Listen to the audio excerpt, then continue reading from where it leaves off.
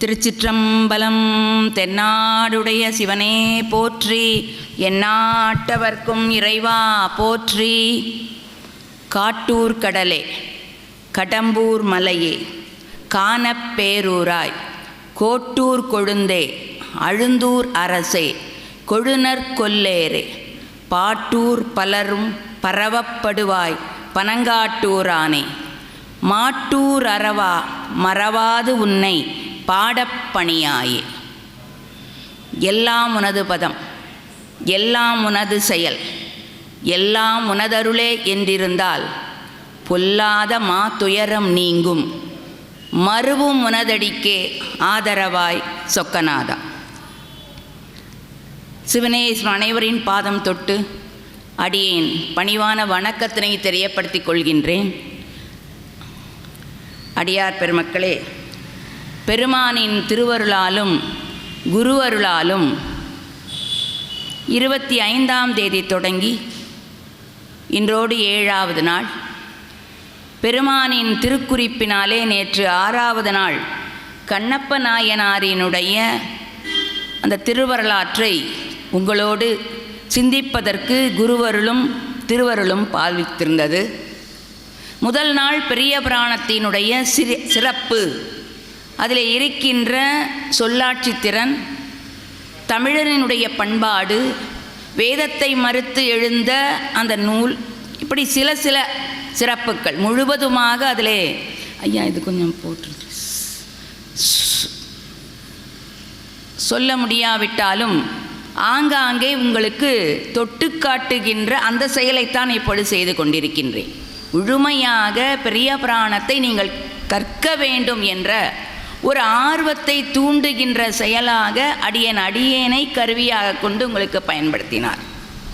அன்று தொடங்கி தில்லைவாழந்தனர் சருக்கத்திலே முதலாவதாக வென்ற ஐம்புலனால் மிக்கீர் என்று பெருமானாலே விளிக்கப்பட்டு மாது சொன்ன திருநீலகண்டத்தினுடைய ஆணையின் காரணமாக இளமையிலேயே வெல்ல முடியாத அந்த இளமையிலேயே ஐம்புலனையும் வென்று பெருமானினுடைய திருவருளை பெற்ற திருநீலகண்ட நாயனாரினுடைய வரலாற்றையும்,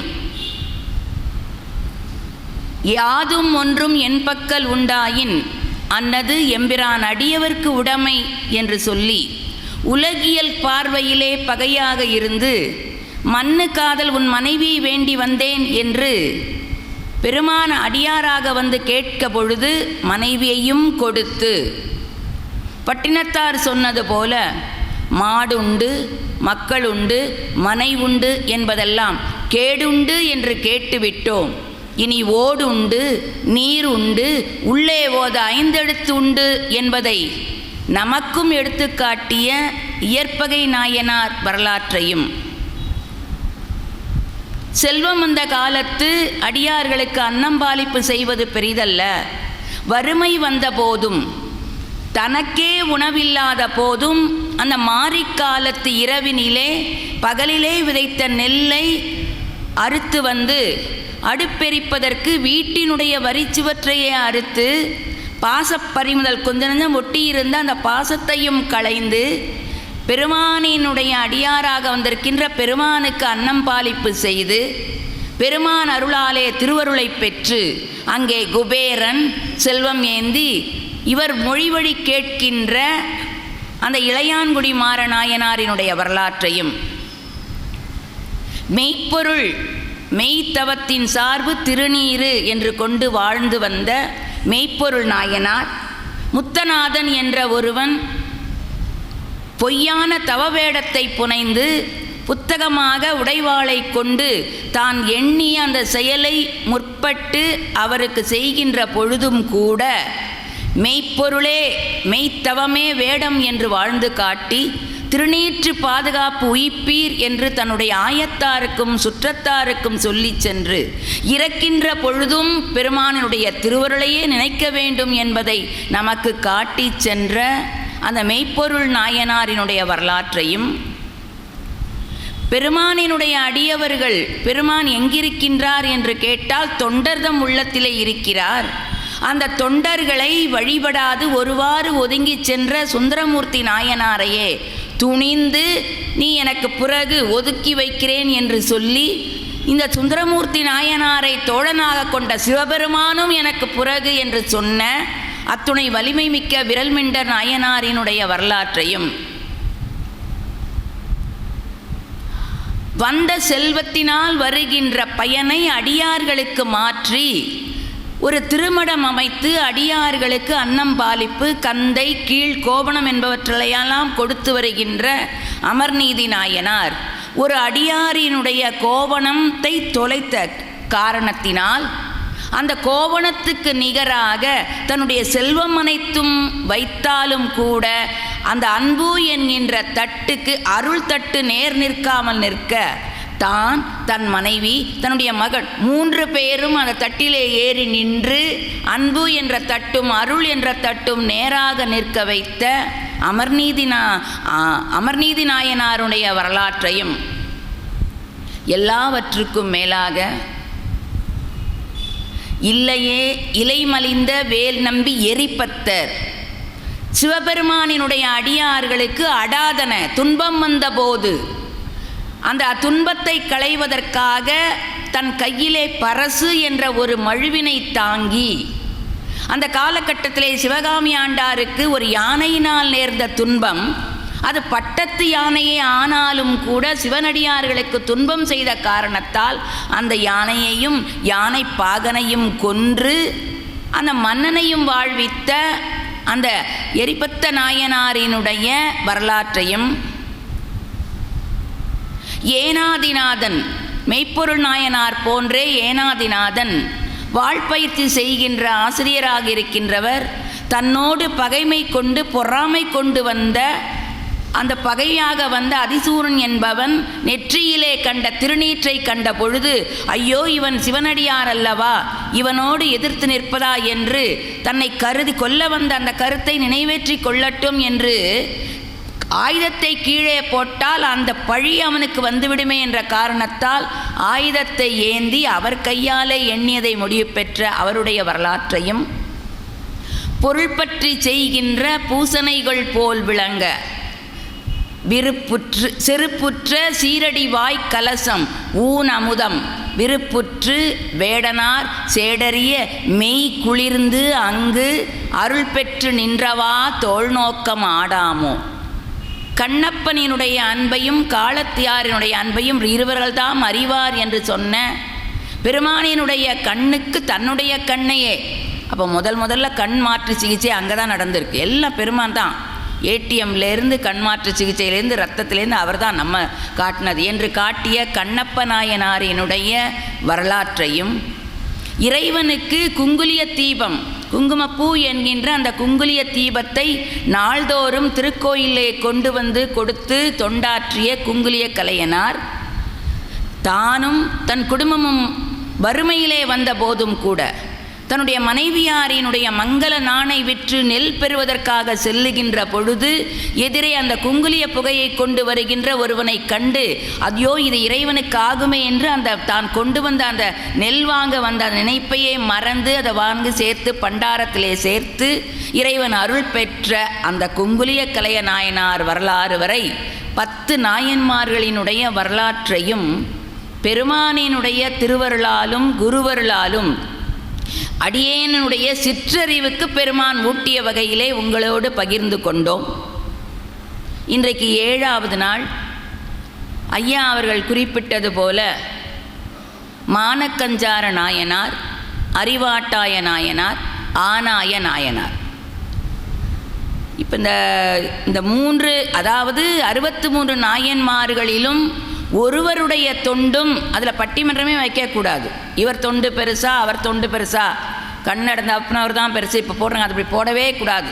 நாயன்மார் இறைவனுடைய அருள் அவரவருக்கு எந்த ஆட்பால் அவருக்கு அருளும் வண்ணமும் கேட்பான் புகில் அளவில்லை கிளக்க வேண்டாம். நீ அதை ஆராய்ச்சி பண்ணாத. அவரவருக்கு என்ன வேணும் பெருமான் தந்திருக்கிறான், அதில் போட முடியாது. ஆனாலும் கூட இந்த சேக்கிழாரின் வழி செல்லுகின்ற பொழுது சில நாயன்மாரினுடைய வரலாற்றை பல செய்யுள்களிலே குறிப்பிடுகின்றார். அந்த வகையிலே சில நாயன்மார்களை அவர்கள் சில செய்யுட்களிலே இப்போ இனிமேல் வருகின்ற மானக்கஞ்சார நாயனார், அறிவாட்டா நாயனார், ஆனாய நாயனார், இந்த 3 நாயன்மார்களுடைய வரலாறும் சில செய்யுட்களில் தான் இருக்கும். அப்போ அடியேனிடத்திலே அந்த லண்டன் மாநகரத்திலே இருந்து அந்த அறிவிப்பு அனுப்புகின்ற பொழுது எனக்கு அப்போ இறைவன் உணர்த்தில் உணர்வேன். அப்பொழுதுதான் நான் நினைத்தேன், ஐயோ இந்த 3 நாயன்மாரும் தேவை என்பதல்ல, உங்களை பார்த்த ஆர்வத்தில் உங்களுக்கு இன்னும் சொல்ல வேண்டும் என்ற பேராசை, இந்த பேராசையினால் ஐயோ சுந்தரமூர்த்தி சுவாமிகளை எடுத்திருக்கலாமோ, நாவுக்கரசரை சேர்த்திருக்கலாமோ. ஏன்னா அவங்க 3 பேரையும் ஏன் இதில் சேர்க்கலை அப்படின்னு சொன்னால் அவருடைய வரலாறு நீண்ட வரலாறு. ஆனால் இந்த இதை கொஞ்சம் வச்சுட்டு அப்போ அவர் அடித்து முடித்துட்ட கேட்கும்போது அவர் சொன்னது, வேணுமானால் அடுத்த ஆண்டு பார்த்து கொள்ளலாம், இது முடிச்சு. சரி, அப்போ பெருமானுடைய திருவருள் தான். இப்போ அதில் போட்டிருக்க காரணத்தினால நான் அதை மீறி அங்கே கொண்டு வர முடியாது. ஏனென்று சொன்னால் முதல்லையே தடுத்தாட்கொண்ட பிராணம் வந்திருக்கணும். தம்பிரான் தோழரான சுந்தரமூர்த்தி நாயனார் எப்படியெல்லாம் இந்த சைவம் நமக்கு எப்படி சுதந்திர சலுகை கொடுத்திருக்கிறது என்பதை நாயன்மார்களுடைய வரலாற்றை பார்க்குறோம். சுந்தரர் தோழனாக இருக்கின்ற பொழுது எந்த சமயத்திலேயாவது அது உண்டா, தன்னுடைய கடவுளையே தூது போக சொல்கிறார். ஒரு மனைவிக்கு ஊடல் வருகின்ற பொழுது தூது போன சமயம். எந்த சமயத்திலேயாவது ஒரு கடவுளை போய் பித்தா பேயான் பேச முடியுமா? பேசினார். நம்முடையது சமயம் ஏற்றுக்கொண்டது.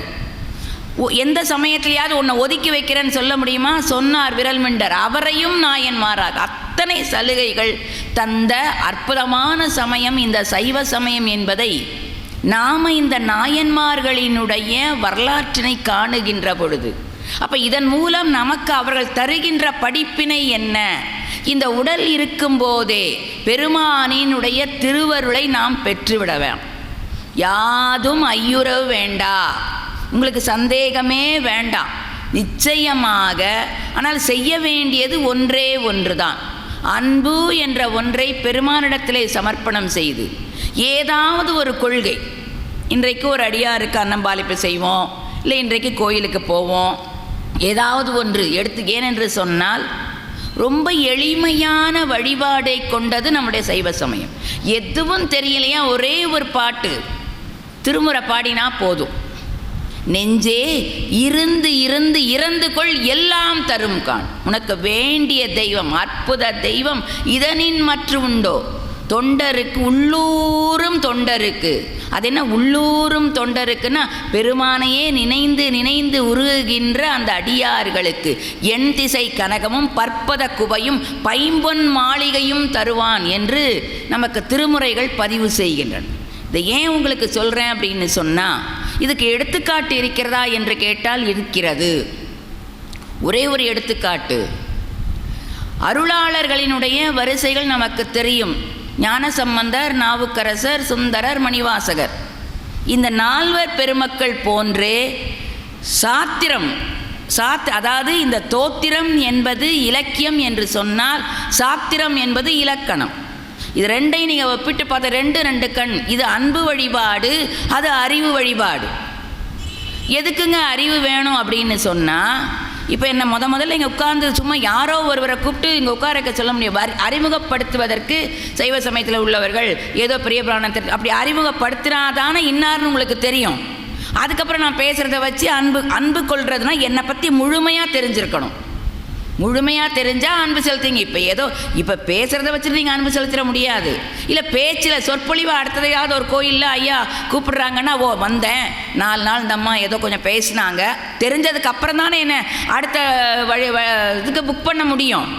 அப்போ அதை போல நாம் இருக்கின்ற சைவ சமயம் எது, அந்த கடவுள் யார், அவர் என்ன செய்கிறார் என்பதை தெரிந்து கொள்ள வேண்டும் என்று சொன்னால் சாத்திரங்கள். அந்த சாத்திர அருளாளர்களே இங்கே 4 இருக்கிற மாதிரி அங்கேயும் 4 இருக்கிறாங்க. மெய்கண்டார், அருணந்தி சிவாச்சாரியார், மறைஞான சம்பந்தர், உமாபதி சிவம். இதிலே இந்த மெய்கண்டார் தோன்றுவதற்கு காரணமே ஞானசம்பந்தரினுடைய திருமுறை தான்.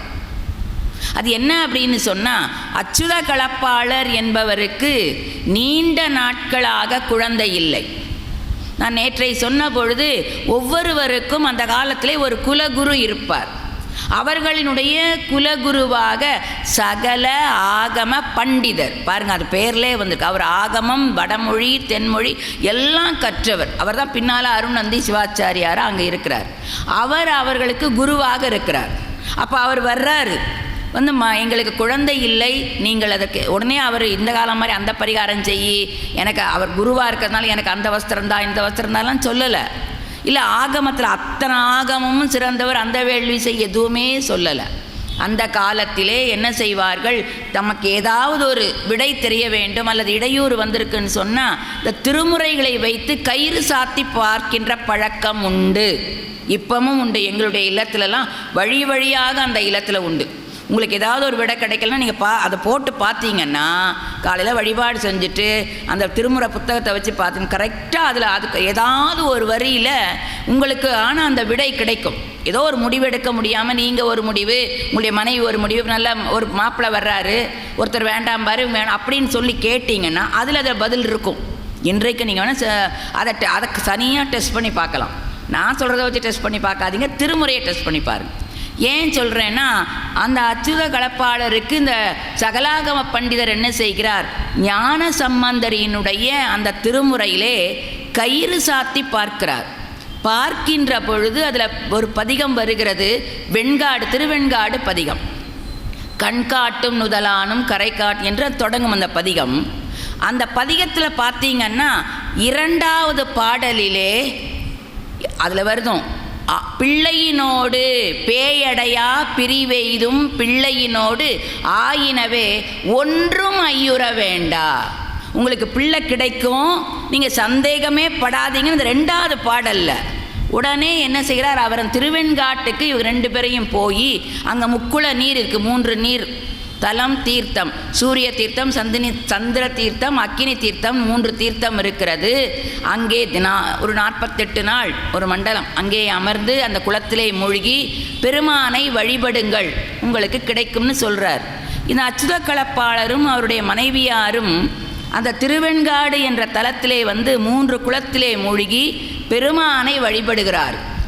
அதுதான் நாம் செய்யணும். நமக்கு எந்த இன்னல் வந்தாலும் நமக்கு இந்த மீடியேட்டர்லாம் தேவையில்லை. நான் சொன்னேன், நீ சொன்ன மீடியேட்டர் பார்த்தே போகக்கூடாது. நேராக உங்களுக்கு ஒன்றென்றிரு தெய்வம் உண்டென்றது, அது எந்த தெய்வமாக இருக்கலாம். நான் எனக்கு சிவன் சொல்கிறதுனால அப்படி சொல்லாதீங்க. உங்களுக்கு அந்த ஒன்றை பிடித்து கொள்ள வேண்டும். எப்படி இல்வாழ்க்கையிலே ஒரு கணவன் ஒரு மனைவி என்பது போல கடவுள் வழிபாடு ஒன்றா இருக்கணும். நான் என்ன செய்வேன், திங்கக்கிழமை சோமவாரம் சிவன் கோயிலுக்கு போவேன், செவ்வாய்க்கிழமை அம்பாள் கோயில் போவேன், புதன்கிழமை ராகவேந்திரா அது ஏதோ போவேன், வியாழக்கிழமை ராகவேந்திரா போவேன், வெள்ளிக்கு இப்படி போனேன்னா அது பிரயோஜனம் இல்லை. ஏதாவது ஒன்று. அப்போ அந்த திருவெண்காடு கோயிலுக்கு சென்று பெருமானை அந்த வழிபட்டு வருகின்ற பொழுது கனவுலே பெருமான் அச்சுத கலப்பாளருக்கு தோன்றி, உங்களுக்கு இந்த பிறவியிலே குழந்தை கிடையாது, அது ஏதோ விற்பனையினால். ஆனால் இப்போ நீங்கள் என்ன செஞ்சிட்டீங்க, திருஞான சம்பந்தரினுடைய பதிகத்தை உங்கள் குலகுரு மூலம் படித்து விட்டீர்கள். இப்போ நாளைக்கு நான் அதுக்கு பலன் தரலைன்னா இனி வர்ற மக்களும் அவருக்கே கிடைக்கல, இந்த பதிகம் ஒன்றும் செய்யாது என்று சொல்லிவிடுவார்கள் என்பதற்காக ஒரு குழந்தை ஞான சம்பந்தர் போலவே ஞான குழந்தையாக தருகிறேன் என்று தருகிறார். அந்த குழந்தை தான் ஞான சம்பந்தருக்கு 3 வயதிலேயே பெருமானினுடைய ஞானப்பால் உண்டு ஞானம் கிடைத்தது. இவர்களுடைய குழந்தைக்கு 2 வயதிலேயே மெய்கண்டார். சாத்திரங்களிலே தலையாய நூல் சிவஞான போதம், 12 சூத்திரம். எங்களுடைய மாணவர்களுக்கெல்லாம் அது தெரியும். அற்புதமான சின்ன சுருக்கமான வரி, ஆனால் ஒரு வரியில் இவ்வளவு இருக்கும் விஷயம். அப்படி 2 வயது குழந்தை, 2 வயதிலேயே அந்த குழந்தைக்கு ஞானம் கிடைத்தது. அப்போ எது கொடுத்தது, அந்த திருமுறையினால் கொடுத்தது. ஏங்க இது புராணத்தில் நாங்களும் படிச்சிருக்கோம் கேட்டிருக்கோம், இதில் என்னங்க பெரிய பிரச்சனை, அதெல்லாம் கண்ணால் இப்போ நான் என்ன செய்வேன், கண்ணால் பார்க்கணும், இப்போ உடனே கிடைக்கணும் அப்படின்னா அதுக்கும் உதாரணம் சொல்கிறேன். எங்களுடைய துணைவர் பணியாற்றிய பள்ளியிலே ஒரு வேற்று மதத்தை சேர்ந்த ஒருத்தர், பேர் வேண்டாம் ஏன்னா பப்ளிக்கில் பேசுகிறேன், அவங்க இருப்பாங்க, அவங்க மாமியாருக்கெல்லாம் சேர்ந்து, அவர்களுக்கு 18 ஆண்டுகள் திருமணம் முடிந்த குழந்தை இல்லை. அவங்க வழிபாட்டில் போயெல்லாம் பண்ணினாங்க. நாங்கள் நெல்லையப்பர் கோயிலில் சிவராத்திரி தோறும், நீங்கள் நெல்லையப்பர் கோயிலுக்கு வந்தீங்கன்னா தெரியும், எல்லோரும் சிவபூஜை செஞ்சிட்ருப்பாங்க, சுற்றிட்டு வருவோம். அப்போது நான் அங்கே கொஞ்சம் லீவ் பிளேஸில், அதாவது விடுப்பு வேலை பணியாற்றினேன். அவங்க என்கிட்ட சொன்னாங்க, டீச்சர் எனக்கு இந்த மாதிரி குழந்தை 18 வருஷம் ஆயிடுச்சு, எவ்வளவோ இதெல்லாம் ப்ரேயர்லாம் பண்ணிட்டேன், ஆனால் என்னால் ஒன்றும் முடியலை, நீங்கள் ஏதாவது சொல்லுங்கள். நான் அப்போ அவங்கக்கிட்ட சொன்னால் எனக்கு எங்கள் சமயத்தை பற்றி தான் தெரியும். இதில் நாங்கன்னா பதிகம்பாடுன்னு சொல்லுவோம், சரி கொடுங்கன்னு சொல்லி அந்த பதிகத்தை பேப்பரில் எழுதி வாங்கி, பாட வேண்டாம், தினசரி படிச்சிருங்க, சும்மா காலையிலேருந்து வாய்ப்பாடு சொல்கிற மாதிரி ஓதி 2 4 மூவி அப்படி படிச்சிருங்க என்று முதல் வருடம் அவர்கள்ட்ட கொடுத்தேன். அடுத்த வருடமே அவர்களுக்கு மகப்பேறு வாய்ச்சல். 18 ஆண்டுகள் கழித்து, அப்போ என்ன பொருள்? இப்போ இதில் இன்னொன்று கேட்கலாம், படித்தும் நிறைய பேருக்கு குழந்தை இல்லையேன்னு கேட்டப்படாது. அதுக்கப்புறமும் இல்லைன்னா அது நம்முடைய வினை, அவ்வளவுதான். நம்முடைய சைவ சமயம் அதான் சொன்னது. நாம் சும்மா தனு வருமோ, சும்மா வருமோ சுகதுக்கம், நம்மால் முன் செய்த வினைக்கு ஈடாக சிவனருள் எய்திப்பதென்றால் எய்தவனை நாடீரு. இப்போ ஒரு நாய் மேலே கல்லை தூக்கி போடுறோம், அது நியாயமாக யார் மேலே கோவப்படணும்? கல் மேலே தானே கோவப்படணும், கல் தானே அதை அடிச்சுது. ஆனால் அந்த நாய்க்கு இருக்கிறது என்ன அறிவு? இந்த கல்லை போட்ட மனிதனை கடிக்க வருது. அப்போது அந்த வினையை செஞ்சது யார்? நாம. அப்போ நமக்கு வருகின்ற வினை நம்மால தான் வருதுங்கிற இந்த அறிவு கூட மனிதனுக்கு இல்லாமல் இருக்கிறதே என்பதைத்தான் மணிவாசகரங்க சொல்லுவார். நாயனையேன், அந்த நாய்க்கு இருக்கிற அறிவு கூட இந்த வினை நான் செஞ்சது தான் அனுபவிக்கிறேன். செய்வானும் செய்வினையும் அதன் பயனும் கொடுப்பானும் 4 உண்டு. செய்கிறனா, என்ன செய்கிறனோ, அடிக்கிறனா அல்லது புண்ணியம் செய்கிறனா, அந்த வினை அதுக்குரிய பயன். இந்த பயன், இந்த வினை தானாக வருமானா வராது, இதை கூட்டி வைக்கிறதுக்கு ஒருத்தன் வேண்டும், அது இறைவன். இது அத்தனையும் உடையது எதுனா சைவ சமயம் மட்டும்தான் அது சொல்லுச்சு. ஏன்னா மற்ற சில சமயங்களில் சமணர்களுக்கு கடவுள் கொள்கை கிடையாது, கிறிஸ்துவர்களுக்கு வினை கொள்கை கிடையாது, புத்தர்களுக்கும் வினை கொள்கை கிடையாது. அப்போது சமணர்கள் என்ன சொல்லுவாங்க? இந்த வினை சிலப்பதிகாரத்தில் வரும், ஊழ்வினை உறுத்து வந்து ஊட்டும்பரு வினை தானே பலன் தருமானா தராது. அதுக்கு என்னது? அறிவு கிடையாது. இப்போது நான் அந்த அம்மாவை அடிக்கிறேன், இந்த அடி அடுத்த வருஷம் அந்த அடிக்கு ஞாபகம் இருக்குமா? அது இந்த அம்மா இவங்களை அடித்தாங்க, நாம் போய் அடுத்த பிறவியில் அடிக்குன்னு தெரியாது. இந்த அடியை சேர்த்து வைத்து கணக்கெழுதி ஊட்டுகின்ற, எப்படி காந்தம் இருக்கிறது, இரும்பு இருக்கிறது. காந்தம் இரும்பை என்ன செய்து கொள்ளும்? பிடித்து கொள்ளும். ஆனால் அது தானே சேருமா? ரெண்டையும் சேர்க்கறதுக்கு யார் வேணும்? ஒருவன் வேணும், மனிதனாகிய நம்ம. அதுபோல செய்கின்ற வினை, அந்த வினையின் பயனை கொடுப்பதற்கு சொன்னது சைவ சமயம். ஆக இதையெல்லாம் நம்முடைய நாயன்மார்கள் வாழ்ந்து காட்டி, நாமும் எந்த பிறவில் போனதுக்கு அப்புறம்தான் முக்தின்னு கிடையாது, இப்பொழுதே இறைவனுடைய அருளை பெறலாம். அதற்கு நீ பெரிய பெரிய வழிபாடு வேண்டாம், ஒன்றே ஒன்று, அன்பு என்ற ஒன்றை அவனிடத்திலே அந்த அன்பு வந்துருச்சுனாலே அருள் வந்துடும். அன்பினும் குழவி அருளினும் பர். அன்புக்கு அருளுக்கு என்ன வேறுபாடு?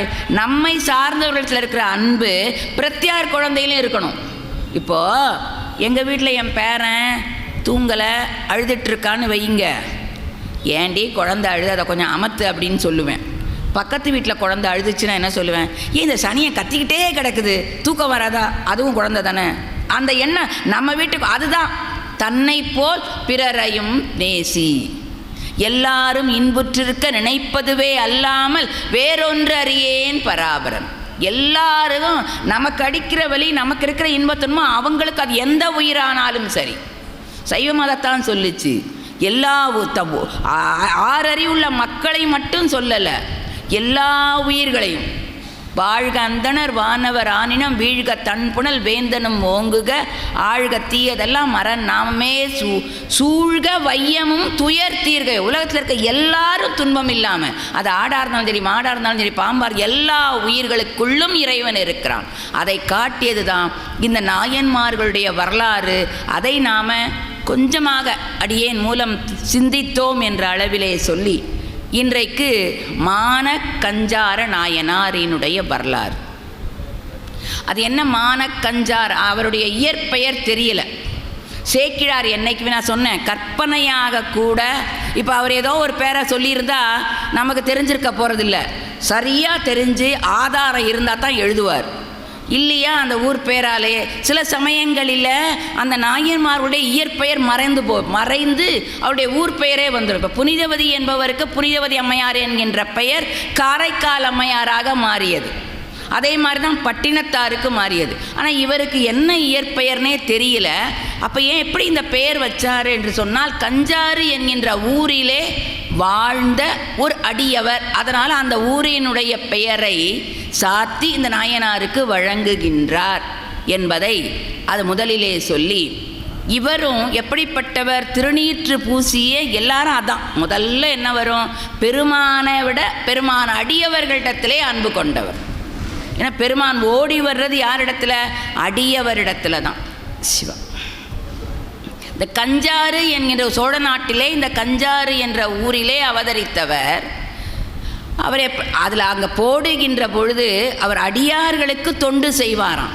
எப்படிப்பட்ட அடியார்களுக்கு, தம்பிரான் கடல் சார்ந்த துணிவுடைய தொண்டர்க்கே ஏவல் செய்யும் அன்பர். அங்கே ஒரு வரி, துணிவுடைய தொண்டர்க்கே.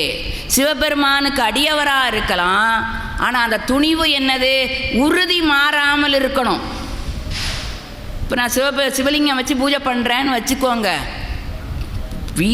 பூமியில் பிறந்தாலே துன்பம் வரத்தான் செய்யும். ஏதோ மகளுக்கு நல்ல மாப்பிள்ளை அமையலை, வேலை கிடைக்கலன்னா எல்லாரும் வந்து என்ன சொல்லுவாங்க, ஐயோ சிவலிங்கத்தையா வச்சு கும்பிடுற, அவர் சோதிப்பார். நடராஜரையாக வச்சு கும்பிடுற, அவர் ஆடி ஆடி நம்மளை ஆட்டி விட்டுருவார். அடப்பாவமே, அவர் ஆடலைன்னா உலகமே இயக்கமே இல்லையே. இது தெரிஞ்சிருக்கணும். உடனே அந்த அம்மா சொன்ன உடனே சரியாக அவங்க சொல்கிற நேரம், எனக்கு துன்பம் வர்ற நேரம், உடனே என்ன செஞ்சிருவேன், ஆமாம் போல இந்த சிவலிங்கத்தை கொண்டு போய் என்ன செஞ்சிரு, கோயிலில் கொடுத்துரு. அப்படி அது அடியார் அல்ல. அதான் சொல்கிறார், தம்பிரான் கடல் சார்ந்த துணிவுடைய அடியார். நாவுக்கரசரை என்ன செய்கிறார்கள், சமண சமயத்திலே இருந்து சைவ சமயத்திற்கு வருகிறார். நல்லா பாருங்க, இவர் சைவ சமயத்திலேருந்து சமணத்துக்கு போனார். எந்த சைவ அடியார்களாவது அவருக்கு துன்பம் செஞ்சாங்களா? சரி போனால் போயிட்டு வா, திலகவதி அம்மையார் பெருமான்கிட்ட வேண்டுதல் தான், அதாங்க சைவம். ஆனால் அதே அவர் சமணத்துலேருந்து இங்கே வந்தார போட்டுன்னு விட வேண்டியது தானே. எத்தனை இடர்பாடுகள், சுண்ணாம்பு பூசினா அந்த காலவாயில் 7 நாள் வச்சாங்க. அப்புறம் நஞ்சு கலந்த அந்த பால் சோறு கொடுத்தாங்க. அதுவும் பிழைச்சோடனே என்ன, யானையை விட்டு அவரை மிதிக்க விடுறாங்க. அவர் படுத்துருக்கிற அப்போ சொல்கிறாரு, சுண்ணவெண் சந்தன சாந்தும் சுடர் திங்கள் சூளாமணியும் வண்ண உரிவையுடையும் வளரும் பவழ நிறமும் அண்ணல் அரண் முரண் ஏறும் அகலம் வளாய திண்ணன்கடில புனலும் உடையார் ஒருவர் தமர்நாம் அஞ்சுவது யாதொன்றும் இல்லை. நான் யாரு, திருநீற்றை பூசிய கங்கையை தரித்த பெருமானினுடைய தமர், அவருக்கு அடியவனாக இருக்கிறேன். அஞ்சுவது, நான் யாருக்கும் பயப்படவன். இதுதாங்க துணிவு. இடரினும் தளரினும் எனதுரு நோய் தொடரினும் உனக்கடல் தொழுவே, உன்னை தவிர யாரையும் நான் வணங்க மாட்டேன், என்ன துன்பம் வந்தாலும். அதை அங்கே பதிவு செய்கிறார். சேவடி கீழ் சென்று அங்கு இருமாந்திருப்பன்களோ, இதுதாங்க துணிவு. இப்படிப்பட்ட அந்த துணிவுடைய அடியார்களுக்கு தொண்டு செய்கின்ற வழக்கமுடையவர். அவருக்கு நீண்ட நாட்களாக குழந்தை இல்லை. பெருமானிடத்திலே சென்று விண்ணப்பம் செய்கிறார்கள், பெருமானிடத்தில் வேண்டிக் கொள்கிறார். அப்பொழுது பெருமானின் அருளால் அவருக்கு ஒரு பெண் குழந்தை பிறக்கிறது. இங்கே தான் சேக்கிழார் போடுறாரு, அவர் காலகட்டத்தில் பெண் குழந்தை பிறந்தால் முக்தி கிடையாது, நரகம் என்று சொன்னது வேதம். பெண் குழந்தை பிறந்தா அப்போ அதில் முதல்ல நரகத்தில் இருக்கிறது யாருன்னு கேட்டால் நானாக தான் இருப்பேன். ஏன்னா எனக்கு 2 பெண் குழந்தை தான். அப்போ பெண்ணாக பிறந்தவங்க எப்படா முக்தி அடையணும்? இன்னொரு மதம் சொல்லிச்சு, அடுத்த பிறவியில் நீ ஆணா பிறந்து முக்தி அடையணும். நான் அடுத்த பிறவிலையும் ஆணா பிறப்பேன்னு எனக்கு தெரியுமாடா? இப்படி ஒரு சமயம் சொன்னது. அதாவது அகச்சமயம் அகப்புற சமயம் அப்படிலாம் வரும். நான் சமயத்துக்குள்ளெல்லாம் போகலை. அதில் ஒரு சமயம் சொன்னது, அடுத்த பிறப்பிலே நீ ஆணாக பிறந்து அதன் பிறகு முக்தி அப்போ அந்த காலகட்டத்தில் தான் சேக்கிழார் இந்த வரலாற்றில் சொல்கிறார், பெண் குழந்தை பிறக்குதுன்னு சொல்லி முக்தியே இல்லை நரகந்தான் சொன்ன காலகட்டத்தில் இவர் இந்த பெண் குழந்தை பிறந்த உடனே என்ன சொல்கிறார் தெரியுமா? இழைக்கும் வினை பயன் சூழ்ந்த பிறவி கொடுஞ்சூழல் பிழைக்கும் நெறி தமக்கு உதவ பெண் கொடியை பெற்றெடுத்தார். நீ முக்தியே இல்லைன்னடா நரகந்தான் சொல்றியடா, இங்கே இந்த பெண் குழந்தையினால இவருக்கு முக்தியே கிடைக்க போகுது. அப்போ பெண் குழந்தையை அங்கே காட்டுகிறார். அப்படி ஒரு வரியை போடுகிறார். வினை பிறவி சூடும் இந்த பிறவி சூழலிலே இருந்து கரையேற்றுவதற்காக ஒரு பெண் குழந்தையை பெற்றெடுக்கிறார் என்று அங்கே சேக்கிழார் பதிவு செய்கிறார். அந்த பெண் குழந்தை அழகாக வளர்ந்து வருது. அது எப்படிலாம் வளர்ந்து வருது? முதல்ல தவழ்ந்து வருது, நடந்து வருது, அப்புறம் சிற்றாடை கட்டி சின்னஞ்சிறு பெண் போல சிற்றாடை உடை உடுத்தி இப்படியெல்லாம் வருதான். அந்த அழகை சொல்லும்போது ஒரு வரி போடுறாரு, திருமகளுக்கு மேலாம் செம்மணி தீபம். பொதுவாக பொண்ணு பார்த்துட்டு வந்தால் என்ன சொல்லுவோம்? பொண்ணு மகாலட்சுமி மாதிரி இருக்கா. அதுக்கு நீ என்னையே பார்த்துடாதீங்க, நான் மகாலட்சுமி இல்லை. பொண்ணை பார்த்துட்டு வரும்போது சொல்லுவோம் இல்லையா, மகாலட்சுமி பிறந்திருக்கா. இங்கே என்ன போடுறாரு? மகாலட்சுமியை விட மேலான. ஏன் போடுறார் என்று சொன்னால், மகாலட்சுமி இப்போ நாம் குபேர பூஜை செய்கிறோம், லட்சுமி பூஜைலாம் செய்கிறோம். எதுக்கு லட்சுமி பூஜை செய்கிறோம்? எங்கள் வீட்டில் கொஞ்சம் செல்வத்தை வந்து தந்துட்டு போமா, அதாவது அப்படிங்கிற காரணத்தான். ஆனால் அந்த லட்சுமியே சிவபெருமான் கட்டளை இட்டாதான் அவரவருக்கு வேண்டிய அந்த செல்வத்தை தருவா. மகாலட்சுமி சிவபெருமானினுடைய கட்டளையை பெற்று அடியார்களுக்கு அருளை தருகின்றவள். ஆனால் இங்கே பிறந்திருக்கிற இந்த குழந்தை சிவன் அடியாருக்கே கணவனாக போகிறா, அந்த தன்னை பெற்றெடுத்த தந்தைக்கு முக்தியும் தரப்போகிறா. அப்போ அதை விட அவன் லட்சுமியை விட எப்படி சொல்கிறாரு பாருங்க. ஏன் இதை சொல்கிறேன்? அது எப்படி லட்சுமி அடியார்களுக்கு சிவபெருமான் கட்டளையினால் தருவார் என்பதற்கு ஒரு எடுத்துக்காட்டு சொல்கிறேன். ஒரு மிகச்சிறந்த முனிவர் இருந்தார், புண்ணியத்தையே உருவான முனிவர். ஆனால் அவருக்கு எந்த பற்றும் எதுவும் கிடைக்காத காட்டில் போய் தவம் செய்கிறார். அது என்னதான் நமக்கு எல்லாத்தையும் வேண்டாம் ஒதுக்கினாலும் கூட வருகின்ற நேரம் சிவபெருமான் கட்டினால வரும் இல்லையா? வேண்டான்னு தள்ளினாலும் வந்து சேரும். நீங்கள் விழுந்து விழுந்தனாலும் அது நமக்கு வராது. வருந்தி அழைத்தாலும் வாராதன வாரா, பொருந்துவன போமின் என்றால் போகா. அதே மாதிரி இவருடைய புண்ணியத்தின் பலனால் லட்சுமி அவருக்கு செல்வத்தை கொடுக்குற நேரம் சிவபெருமான் கட்டளையிட்டார் அவருக்கு, நீ இந்த மாதிரி அந்த லட்சுமி நீ போ அப்படின்னு. இவர் உட்காந்து தவம் பண்ணிகிட்டு இருக்கார். லட்சுமி வந்தாங்க, முனிவரே நாளையிலேருந்து நான் உங்களுக்கு உங்கள் பக்கத்தில் இருக்க போகிறேன், நான் செல்வத்தை தரப்போகிறேன். அப்போ அவர் சொன்னார், அம்மா நானும் எல்லாத்தையும் வேண்டான்னுட்டேன், எனக்கு எதுக்கு செல்வம்? நாட்டில் எத்தனையோ பேர் இந்த சங்கரோடி அம்மா மாதிரி ஒருத்தங்கலாம் பணம் பணம் பணம் அலைஞ்சிட்டு உட்காந்துருக்காங்க, அவங்களுக்கு போ. இல்லை, அந்த அம்மாவுக்கு அந்த புண்ணியம் கிடையாது, உங்களுக்கு தான் அந்த புண்ணியம். பெருமான் எனக்கு அந்த கட்டளை தான் கொடுத்துருக்காரு. இல்லை இல்லை எனக்கு வேண்டாம், நீங்கள் வேண்டான்னு சொன்னாலும் சரி, எனக்கு பெருமானிட்ட கட்டளையே நான் நிறைவேற்றுவேன். சரி அப்படின்ட்டார். ஸ்காட்டில் உட்காந்துருந்தார். திடீர்னு இவருக்கு சந்தேகம் வந்தது. ஆமாம், லட்சுமி சொல்லிட்டு போனாலே, அப்படி என்ன நமக்கு செல்வம் வரும்? அதில் அந்த அம்மா என்ன சொல்லிட்டு போனாங்க, நீங்கள் என்ன நினைக்கிறீங்களோ நீங்கள், அதாவது இந்த செல்வம் வர்ற நேரம் மண்ணை தொட்டாலும் என்ன ஆகும்? பொண்ணாக மாறிடும். அந்த மாதிரி ஒரு காலகட்டம். உங்களுக்கு மண்ணை நீங்கள் வேண்டான்னு வீசா கூட அது பொண்ணாக மாறுற நேரம். அப்படி என்ன அர்த்தம்? ஏதாவது நஷ்டம் வர்றது கூட இல்லாமல் லாபம் கிடைக்க போகுதுன்னு பொருள். இவருக்கு சந்தேகம் வந்தது. உண்மையிலேயே லட்சுமி சொன்னதை நம்ம பரீட்சித்து டெஸ்ட் பண்ணி பார்த்துருவோம் நினச்சிட்டு நேராக ஊருக்குள்ளே வந்தார். ஊருக்குள்ளே வந்து ராஜா அரண்மனையில் உட்காந்துருக்காரு. அங்கே அரச மாதேவியோட சபை அரண்மனையில் கூடியிருக்கு. இவர் காவல்காரெல்லாம் மீறி உள்ளே வந்தார். நேராக மன்னனை ஒரே மிதி வீசி தள்ளிட்டார். எப்படி இருக்கும்? அரண்மனையில் தொலைஞ்சான். இந்த முனிவருக்கு ராஜாவை போய் மிதித்தா என்ன ஆகும்? இவர் என்ன டெஸ்ட் பண்ணுறதுக்காக செஞ்சார். உடனே லட்சுமி அம்மா பார்த்தாங்க, ஐயோ நாம் இவருக்கு செல்வத்தெல்லாம் தரணும்னு நினச்சேன், மண்ணை தொட்டா பொண்ணான்னு சொன்னோமே, இப்போ என்ன பண்ணுறது அப்படின்னு யோசித்து உடனே அந்த அவர் கொடை இருக்கும்ல, வெண்கொட்டை கொடை, அதுலேருந்து ஒரு பாம்பு வந்துச்சான். ஆஹா, இவர் முனிவர் திரிகால மூர்த்தி, எனக்கு இந்த பாம்புனால் கஷ்டம் வரப்போகுதுன்னு தெரிஞ்சு என்னை காப்பாற்றினாரே, ஐயோ முனிவரே. இவர் வந்து வேற இதுலேருந்து மீளன்னு நினச்சேன், லட்சுமி அதை கொடுத்துருச்சு. சரின்னு போயிட்டார். என்ன பண்ணார்? போகலை. ராஜா என்ன பண்ணார்? அவரை கூப்பிட்டு, இனிமேல் நீங்கள் எங்கேயும் போகப்படாது, எங்கள் அரண்மனையிலே இருங்க, இது வரைக்கும் காட்டில் இருந்தவர் அரண்மனையில் எப்படி இருக்கும், என்னைய மாதிரியே பங்களா தர்றேன், நல்ல கட்டு மெத்தரையோட எல்லாம் அங்கே இருங்க, தினந்தோறும் நீங்கள் இறைவனை வழிபட்டுட்டு உங்கள் பிரசாதம் முதல்ல வந்ததுக்கப்புறம் தான் நான் அடுத்த சாப்பாடே சாப்பிடுவேன். ராஜாவுக்கு ஈக்குவல் ஆகிட்டார். அடடா, நாம் வேண்டாத செய்ய போனால் இந்த லட்சுமி மாற்றுச்சே, சரி இன்னொரு டெஸ்ட் பண்ணி பார்த்துருவோம் அப்படின்ட்டு அன்னைக்கு ராத்திரி என்ன பண்ணார், கட்டில் அரசமாதேவி இவங்களும் பள்ளி கொள்கிற அந்த தூங்குகிற அந்த இடத்துக்கு போனார். ராணியோட கையை கரன்னு பிடிச்சி இழுத்துட்டு போட்டார். உடனே ராஜா பதறி அடித்து எந்திரிச்சார்.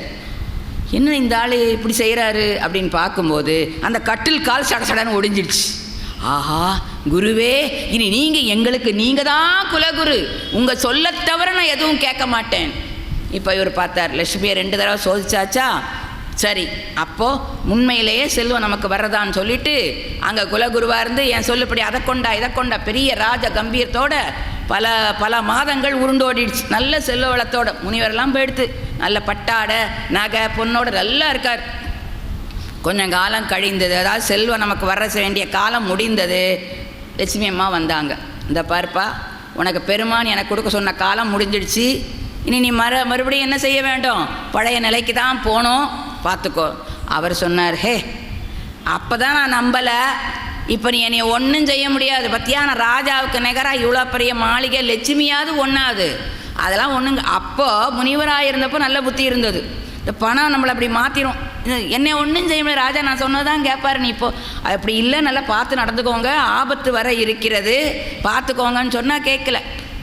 மறுநாள் இவர் வழக்கம் போல் என்ன பண்ணார், பெருமானுக்கு வழிபாடு செஞ்சுட்டு ராஜாவுக்கு முதல் பிரசாதம் அனுப்பணும்ல, அன்றைக்கு எலுமிச்சம்பழம் ஃப்ரீயே எலுமிச்சம்பழத்தை கொண்டு கொடுத்தாரு. அங்கே பணியாள் காவல்காரன் கொண்டு ராஜாட்ட கொடுத்தான். அங்கே நறுக்குனார், அது உள்ளேருந்து ஒரு குட்டி பாம்பு வந்துடுச்சு. உடனே அமைச்சர்லாம் சொன்னாங்க, மன்னா பார்த்தீங்களா, இது இவ்வளவு செஞ்ச வேலை யார், அந்த முனிவர் தான். இவ்வளவு நாள் நீங்கள் அவருக்கு சோறு போட்டு வச்சிங்க, இப்போ அவருக்கு என்ன எண்ணம் வந்துருச்சு, உங்களை கொண்டுட்டு ராஜாவாகலாம், இந்த மந்திரிலாம் போயிடுச்சு, அவங்க ராஜாவாகலாங்கிற எண்ணம் வந்துருச்சு பார்த்தீங்களா, அவரை என்ன அவர் தலையவே சீவணும். அப்போ மன்னன் சொன்னால், இத்தனை நாள் எனக்கு உதவி பண்ணார், ஏதோ போராத காலம், அதெல்லாம் ஒன்றும் வேண்டான்ட்டா, அவனை நாடு கடத்துங்கடா, அது போதும்ன்ட்டார். வந்துச்சா, உடனே என்ன பண்ணாங்க, நாடு கடந்து கொண்டே விட்டுட்டாங்க. அப்போ தான் யோசிச்சார், அம்மா ஒரு காட்டில் இருக்கிற எனக்கே இந்த இன்ப துன்பம்னா நாட்டில் வாழ்கிற நீ என்ன தான் செய்ய மாட்டா, இதுக்கு என்ன தான் பொருள், இறைவனை சிக்கனை பிடின்னு சொல்லிட்டு மறைஞ்சாங்க. ஆக அந்த லட்சுமி என்பவள் இறைவனினுடைய கட்டளையை நிறைவேற்றுகின்ற ஒரு பணியாளை தவிர இவள் அவளை விட மேலானவள் என்பதை அந்த ஒரு வரியிலே நமக்கு விளக்கம் செய்கிறார். நம்ம வளர்ந்து மணப்பருவம் திருமணத்திற்கு தயாராக இருக்கிறாங்க. அப்போது பக்கத்து ஊரில் இருந்து இவளுக்கு மனம் பேசுவதற்காக ஏயர்கோன் கலிக்காம நாயனார் அவருடைய பேர் மணமகன், அவனுடைய பெரியவங்கெல்லாம் வர்றாங்க. அந்த காலத்தில் பெரியவங்க தான் வந்து பேசுவாங்க, மாப்பிள்ளெல்லாம் வரமாட்டார், கல்யாணத்தன்னைக்கு தான் பொண்ணு மாப்பிள்ளை பார்க்கும், அது வரைக்கும் தெரியாது, முஞ்செல்லாம் கட்ட மாட்டாங்க. இப்போ அதெல்லாம் கிடையாது. இப்போ மூதறிவர்கள் வருகிறார்கள், அந்த பெண்ணும் மாப்பிள்ளையும் எப்படி பேச வேண்டும் என்பதை சேக்கிழார் சொல்கிறார்.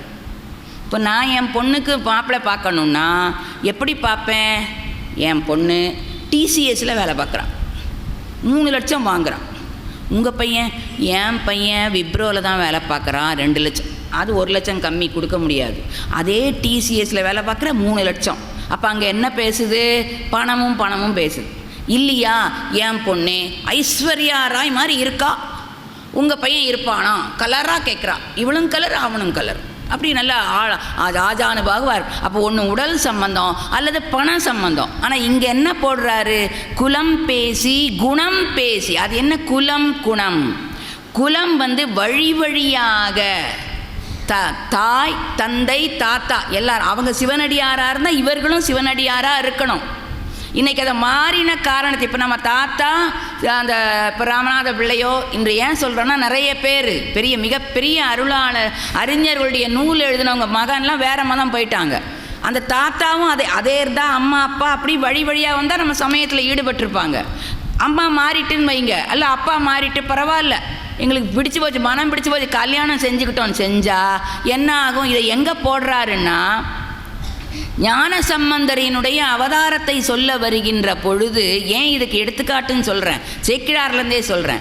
ஞான சம்பந்தரினுக்கு தந்தையார சிவபாத இருதயர், தாயார் பகவதி அம்மையார். இப்போ இவங்க 2 பேரும் என் எப்படி அந்த குணம் மட்டும்தானே சொல்லணும், அப்படி சொல்லலை. அங்கே என்ன சொல்கிறார், 2 பேரையும் தனித்தனியாக சொல்லுவார்.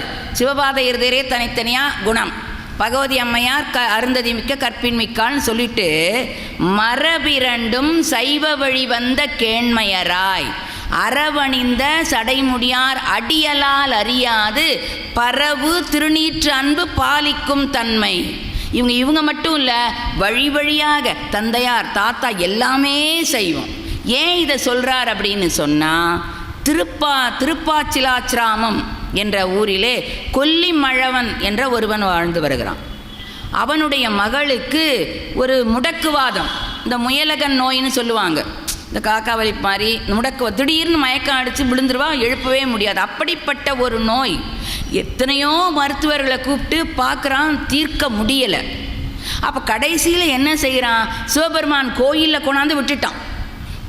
ஏன் இதை விடுறான் அப்படிங்கிறதுக்கு காரணம் சொல்ல வருகிற சேக்கிழார் என்ன சொல்கிறாரு, வேறு ஒரு பரிசால் தவிராமை மரியை கையேந்திய சிவபெருமானை வழி வழியாக வழிபட்ட குலத்தினன் ஆதலாலும். இப்போது அந்த அவங்களுடைய மனைவியும் அந்த இதில் இருந்தால்தான் சிவபெருமான் கோயிலை கொண்டு போடும்போது சும்மா இருப்போம். நான் இல்லைன்னு வச்சுக்கோங்க, என்னங்க அவனுக்கு என்ன அறிவு இருக்கா, கோயிலை பட்டா தீருமா, அங்கே அப்பல்ல கொண்டு போ, கெட்வெல்லு கொண்டு போ சொல்லிகிட்டே இருப்போம்ல. இப்போ இவங்க ஏன் கொண்டு வந்தாங்கங்கிற காரணத்தை அங்கே சொல்கிறாரு.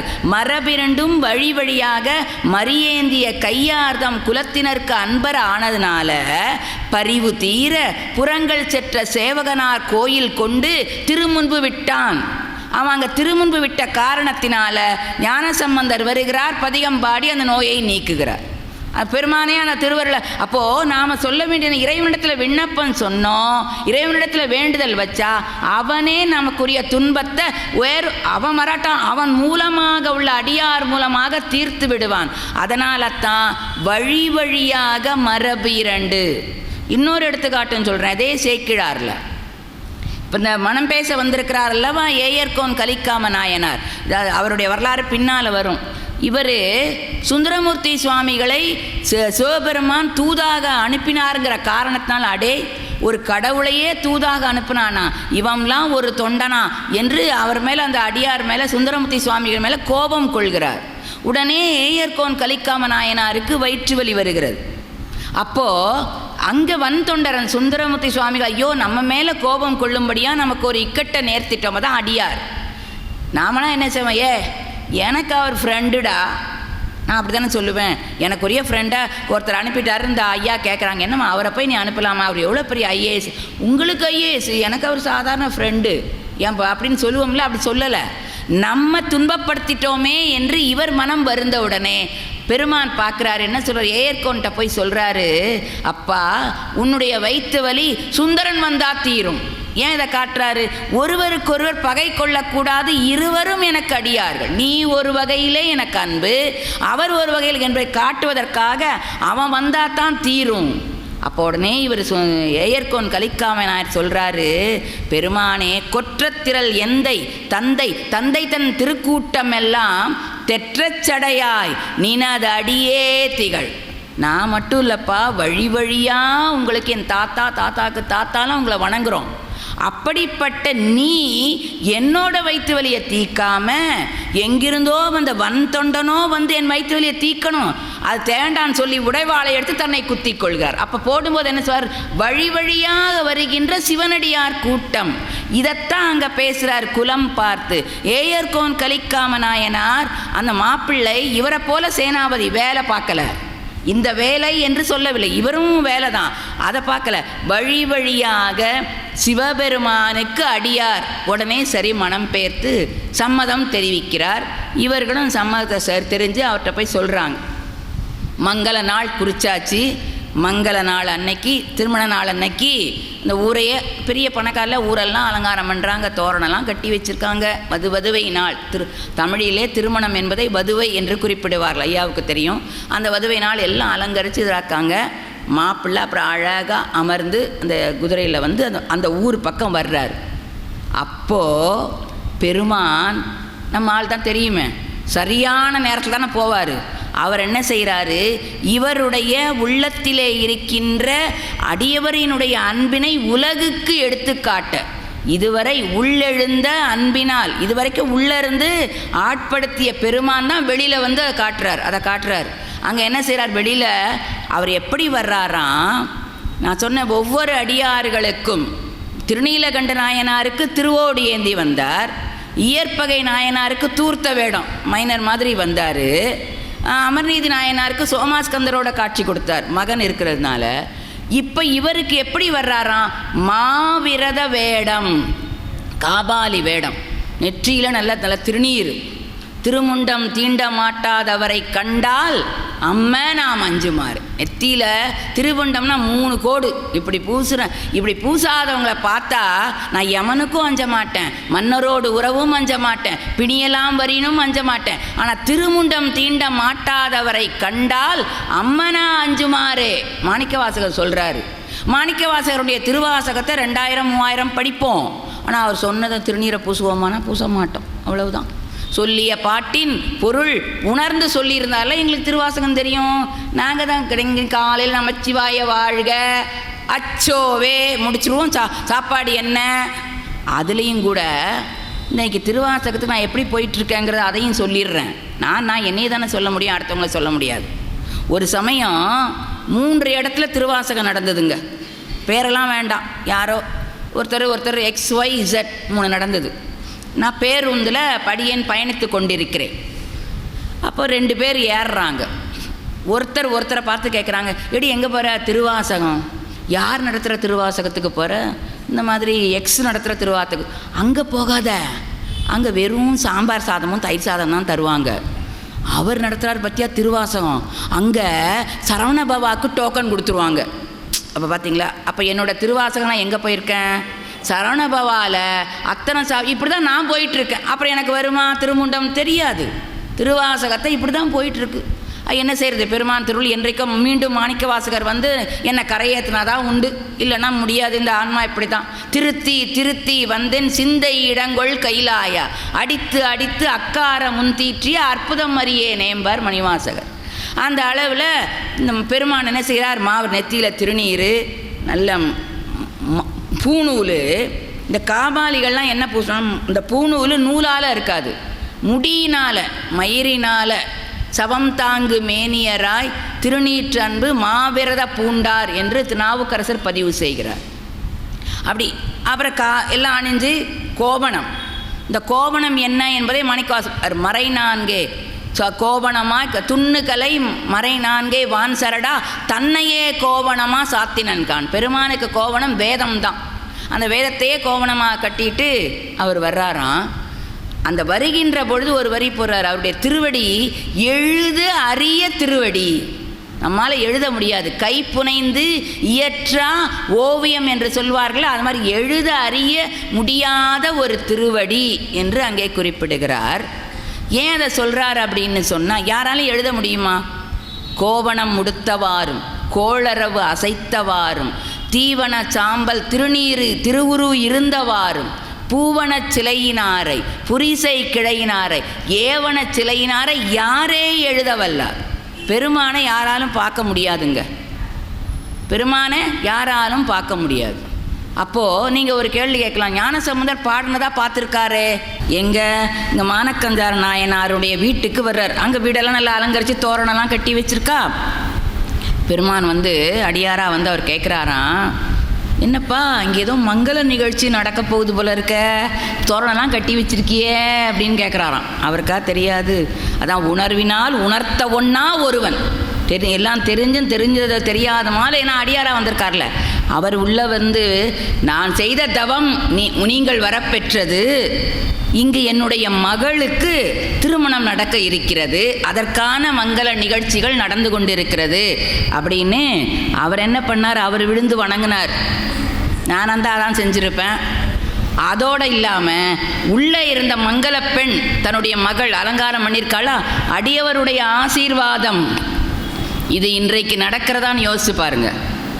திருமணத்தன்று அன்றைக்கு தமிழன் என்ன முதலாக திருமணம் முடித்த பிறகு இந்த மணமகனும் மணமகளும் என்ன செய்வாங்க தெரியுமா? நானே பார்த்துருக்குறேன். அந்த காலகட்டங்களில் தமிழன் திருமுறையில் கீழே இறங்கி வருவாங்க, ஒவ்வொரு இடமா நின்று அவர்கள் வணங்குவார்கள். நாம் இங்கேருந்து என்ன செய்யணும், அந்த அட்சதையை அவர்களுக்கு வாழ்த்துவோம். இப்போ என்ன ஆயிப்போச்சு, இங்கே நடக்குதுன்னு வச்சுக்கோ, அங்கேருந்தே வீசிடுறது. அது அப்படி என்னமோ, ஏன்னா எனக்கு அங்கே பந்தியில் இடம் பிடிக்கணுமே.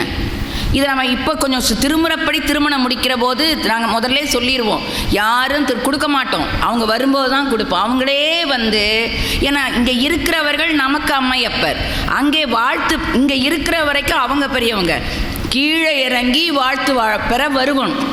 அதே மாதிரி தான் அதெல்லாம் சொல்லி குழந்தைங்களுக்கு வளர்த்துருந்தா இன்றைக்கி அந்த குழந்தைங்க வணங்குறதுக்கு என்ன கூச்சப்படுது இப்படிங்குது. இப்போ அதெல்லாம் உன்னோட வச்சுக்கோ, இந்த அடியார்கிட்டையெல்லாம் சொல்லிகிட்டு இருக்காங்க ஓடி போய், நானே அனுபவத்தில் பார்த்துருக்குறேன். அப்போது இவர் என்ன பண்ணுறார், தான் வணங்கியது மட்டுமல்லாமல் உள்ளே இருக்கின்ற தன்னுடைய மகளை அந்த அடியார்ட்ட ஆசீர்வாதம் வாங்குறதுக்காக அந்த மணப்பெண் எப்படி கோலத்தை வந்துடுது, விழுந்து வணங்குது. விழுந்து வணங்கின உடனே இவர் சொல்கிறாராம், அந்த குழந்தைக்கு கூந்தல் எப்படி இருந்ததாம், நீளமான கூந்தல். இப்போவும் எனக்கு நீளமான கூந்தல் இருக்குது, ஆனால் வீட்டில் போனால் அவுத்து வச்சிருவேன். அது என்ன கூந்தல்னு உங்களுக்கு தெரியும், இப்படி பிடிச்சா வந்துடல, அந்த கூந்தலில் அது உண்மையிலே இயற்கையாக சுருண்ட கூந்தல். அந்த கூந்தலை பற்றியே 4 வரியில் பெருமான் சொல்லியிருப்பார், அதெல்லாம் நான் சொல்லலை. அப்போது விழுந்து வணங்கின உடனே இவர் நினைக்கிறாராம், இந்த பெண்ணினுடைய மயிர் பஞ்சவடிக்காகும், குடுன்னு கேட்கல. அதுதான் இளன் என்னும் எவ்வம் உடையான் பாரு கண்ணே உள்ள திருவள்ளுவர். குடு ஈயன இரத்தல் இழிந்து குடுன்னு சொல்ல, இது நல்லா இருக்கே, நல்லா இருக்கும் போலையே இதை போட்டா அப்படின்னு தான் சொன்னாராம். சொன்ன உடனே அடுத்த நிமிடமே இவர் என்ன இதை நான் பொருளாக பெற்றேன், இந்த சொல்ல நான் பொருளாக பெற்றேன்.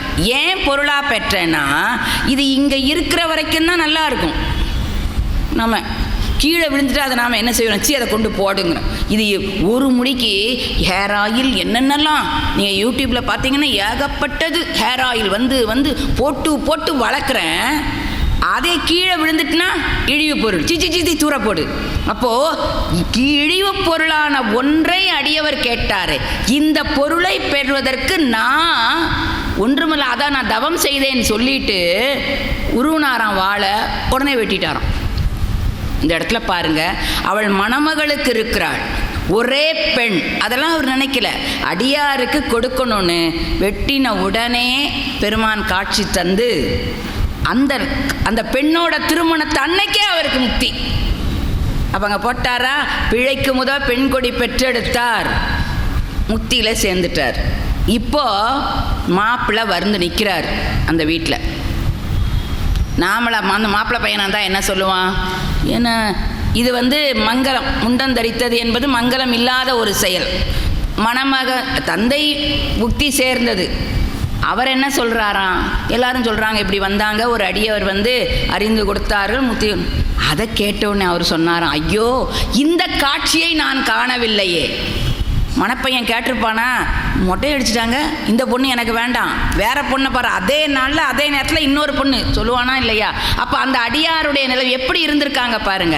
உடனே நான் மணந்து அந்த காட்சி, நீங்களெல்லாம் பெற்ற காட்சி அடியேன் காணவில்லையே என்று சொல்லி அவர் வருத்தப்படும் பொழுது பெருமான் காட்சி கொடுத்து அந்த பெண்ணுக்கு கூந்தலையும் கொடுத்து திருமணம் நடத்தி மணமகளையும் அழைத்து கொண்டு திருப்பெருமங்கலம் சேர்ந்தார் என்பதை அங்கே சேக்கிழார் நமக்கு பதிவு செய்கிறார்.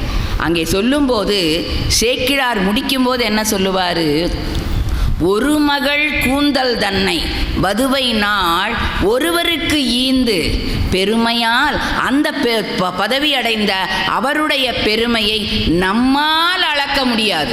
இவ்வளோ வரையிலையும் சொன்ன சேக்கிழாரே என்னால் சொல்ல முடியாது என்று சொன்னால் நான்லாம் என்ன புண்ணாய், அதிலிருந்து கொஞ்சம் உங்களுக்கு தெளித்திருக்கிறேன். மீண்டும் நீங்கள் வீட்டிலே சென்று வரி வரியாக பாடுங்கள் என்ற பாடுங்கள் எப்படி வேணாலும் பாடத் தெரிந்தவர்கள் பாடுங்கள் என்று சொல்லி, அடுத்ததாக அறிவாட்டாய நாயனார்.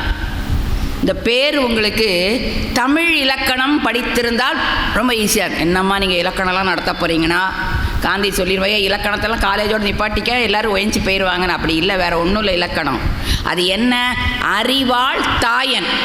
இந்த அறிவாள்ங்கிறது தான் 2 எழுத்து சேரும்போது, இந்த பக்கம் ஒன்று நிலைமொழி வருமொழின்னு சொல்லுவோம். இங்கே இருக்கிறது ரெண்டு பிரித்தெழுது சேர்த்தெழுது சொல்கிறோம்ல, அதுதான் வேற ஒன்றும் இல்லை. அறிவாள் தாயன், இவருடைய பெயர் தாயன். இங்கே அவர் கையில் அறிவாள் வச்சுருப்பார்.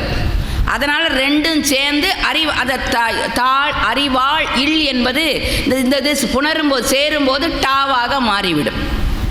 அவருடைய பேர் என்ன பேர்? தாயன். பேரை பாருங்க, எவ்வளோ அற்புதமான பேர். பெருமானுக்கே என்ன சொல்லுவாங்க? பால் நினைந்தூட்டும் தாயினும் சால பரிந்து நீ பாவியேனுடைய ஊனினை உருக்கி உள்ளொளி பெருக்கி உலப்பிலா ஆனந்தமாய தேனினை சொரிந்து புறம்புறம் திரிந்த செல்வமே சிவபெருமானே யானுனை தொடர்ந்து சிக்கன பிடித்தேன் எங்கு எழுந்து அருளுவது இனி. பெருமானினுடைய கருணைக்கு தாயையே ஒப்பிட்டிருக்கார். இன்றைக்கு நிகழ்ச்சி நடத்துகிறவரும் அந்த தாயன்பின் காரணமாகத்தான் அந்த நிகழ்ச்சியை நடத்துகிறார். தவம் செஞ்சு அந்த அம்மா பெற்றிருக்கிறாங்க. அப்படிப்பட்ட ஒரு நல்லவர்.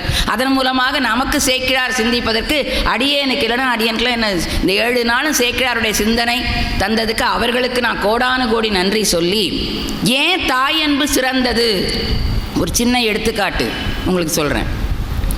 ஒரு ஆத்தங்கரை ஓரமாக ஒரு ஆண் மகனும் ஒரு பெண் மகனும் இருக்காங்க. இந்த ஆணுக்கு மனைவி இறந்து ஒரு வாரம் ஆச்சு. அந்த அம்மாவுக்கு கணவன், இன்னொருத்தங்க மகன். எல்லோரும் வீடுன்னு தான் துக்கம் இருக்குல்ல. ஒருத்தர் மகனை இழந்தவர், ஒருத்தர் மனைவியை இழந்தவர், ஒருத்தர் கணவனை, 3 பேர் இருக்கிறாங்க. இப்போ நமக்கெல்லாம் என்ன சண்டை வரும்? போட்டி பதவியில் வரும், இல்லை பேச்சில் நான் தான் நல்லா பேசுவேன் அப்படி சண்டை வரும். அவங்க 3 பேருக்கு என்ன சண்டை வந்துச்சான்? 3 பேர் அழும்போது அழறாங்களாம். நினச்சி மகனை நினச்சி மனைவி நினச்சி, உன்னுடைய துக்கத்தை விட என் துக்கம் தாண்டா பெருசு. 3 பேருக்கு சண்டை. ஏன்னா எனக்கு மனைவியில் பற்றியா நான் தான் துக்கம். ஆனால் அவள் சொன்னா நீங்கள் என்னங்க, எனக்கு புருஷனே போயிட்டாரு, நான் தான் துக்கம். அவள் சொன்னா மகனை இழந்த நான் தான். இவங்களுக்குள்ள சண்டை. அங்கேருந்து ஒருத்தவனை, ஏன்டா சண்டை போடுறீங்க? நீயே சொல்லுப்பா, நான் தானே துக்கம்னு ஒவ்வொருத்தரும். உங்கள் சண்டையை இப்படி தீர்க்க முடியாது, வாங்க கொண்டு போய் அரசன்ட்ட விடுறேன், அவர் நீதி சொல்லுவார். கொண்டு போய் அரசன்ட்ட விட்டேன். அரசன் பார்த்தான், தலையெழுத்தா இப்படி ஒரு சண்டையாக வரணும் எனக்கு, என்னப்பா இந்த மாதிரி சண்டை போடுறாங்க? அப்படியா, உங்களுடைய துக்கம் யாருடைய துக்கம் பெருசுன்னு தெரியணும், அவ்வளவுதானே. நாளைக்கு பதில் சொல்கிறேன். அதுக்கு முன்னாடி காவல்காரனை கூப்பிட்டு ஒரு படி அரிசி கொண்டு வா. அதாவது ஒரு பை நிறைய அரிசி. இப்போ பொங்கல் வருது கொடுக்குறான்ல, அப்படி வச்சுக்கோங்க. அப்படி 3 பேருக்கும் அரிசியை கொடுத்தான். இந்த 3 பேரும் கொண்டு போங்க, நாளைக்கு வந்து நான் தீர்ப்பு சொல்கிறேன், வீட்டுக்கு எடுத்துகிட்டு போங்கன்ட்டான். 3 பேரும் வாங்கிட்டு போயிட்டாங்க. மறுநாள் காலையில் சபை கூடிச்சு. 3 பேரும் வாங்க. முதல்ல அந்த ஆடவன் வந்தான். எப்பா, நான் நேற்று கொடுத்தனே அரிசி, அதை நீ என்ன செஞ்ச? சாமி, நான் முன்ன பின்ன சமையல்கார பக்கமே போனதில்லை, ஆனாலும் சாப்பிடணும்ல, அவள் செத்து போயிட்டா, என்ன செய்கிறது? ஏதோ ஊதி அடுப்பை வச்சேன், ஒலைய வச்சேன், பாதி வெந்துச்சு, எனக்கு வடிக்கலாம் தெரில, ஏதோ வந்துச்சு, சாப்பிட்டேன், போட்டேன், வந்துட்டேன். சரி நீ போ. அந்த அம்மாவை கூப்பிட்டார், கணவனை இழந்த. இம்மா நீ என்ன பண்ண? அவள் பொம்பளை பார்த்தீங்களா, அதான் 1000 ஆடு. அவள் என்ன சொன்னா, ராஜா நீங்கள் ஒரு படி அரிசி கொடுத்தீங்க, அது எதுக்கு ஒரு படி டப்பாவில் போட்டு வச்சு 1 டம்ளர் அரிசி எடுத்தேன், 1/4 டம்ளர் உளுந்த போட்டேன், அரைச்சனா மாவு வந்துருச்சு. காலையில் நல்லா இட்லி சாப்பிட்டேன், இப்போ வச்சுருக்கேன், 3 நாளைக்கு அது போதும்ட்டான். இப்போ கணவனுக்கும் பார்த்தீங்களா, சரி நீ போ. அடுத்ததான் அந்த அம்மாவை கூப்பிட்டேன், மகனை இழந்த சோகத்தில், எம்மா நீ அந்த அரிசி என்ன பண்ண? அந்த அம்மா ஒன்றுமே பதில் சொல்லலை. எம்மா ஒன்றை தான் கேட்குறேன், நீ என்ன பண்ண? ஓன்னு அழுது. ஏம்மா நான் கேட்டுகிட்டே இருக்கேன், நீ என்னம்மா பண்ண? காவல்காரனோட அந்த அம்மா மடியில் என்னமோ வச்சுருக்கேன், என்னன்னு பாரு. மடியை உதறினா, அவர் முந்தின நாள் கட்டி வச்ச அரிசி இப்போ சோறா மாறிடுச்சு. ஏன் சோறா மாறிச்சுன்னா, மகனை நினைந்து அந்த கருவறையில் இருந்த கும்பி அது அப்படி சூடாகி அரிசி சோறானது. இப்போ தெரியுதா யாரோட துக்கம்? புத்திர சோகந்தாம் பெரியதுன்னு சொல்லி அனுப்பி வைத்தான். அத்தகையதொரு தாயினுடைய நிலைமையை பறைசாற்றுவதற்காக இந்த தாயனார் என்ற பெயர் அவருக்கு அற்புதமாக இட்டிருக்கிறார்கள். அவரோட தொண்டு என்னன்னா, பெருமானுக்கு இவங்கள மாதிரி பணம் அதெல்லாம் ஒன்றும் கிடையாது. அவர் என்ன செஞ்சார்? பெருமானுக்கு அன்னம்பாலி நிவேதம் பிரசாதம் படைக்கிறது. அந்த பிரசாதம் எப்படி படைப்பாராம்? நல்ல உயர்ந்த அரிசி. இப்போ நம்ம பொன்னி அரிசின்னு சொல்கிறோம்ல, இந்த பொன்னி அரிசி மாதிரி சென்னல் அரிசி, கார அரிசி, சம்பா அரிசி இப்போ மறுபடியும் வந்திருக்கு. சிவப்பு அரிசியெல்லாம் வாங்குங்கன்னு சொல்கிறோம். அது எவ்வளோ விலை? அது அந்த காலத்தில் அது இருந்திருக்கு, மறந்து போச்சு.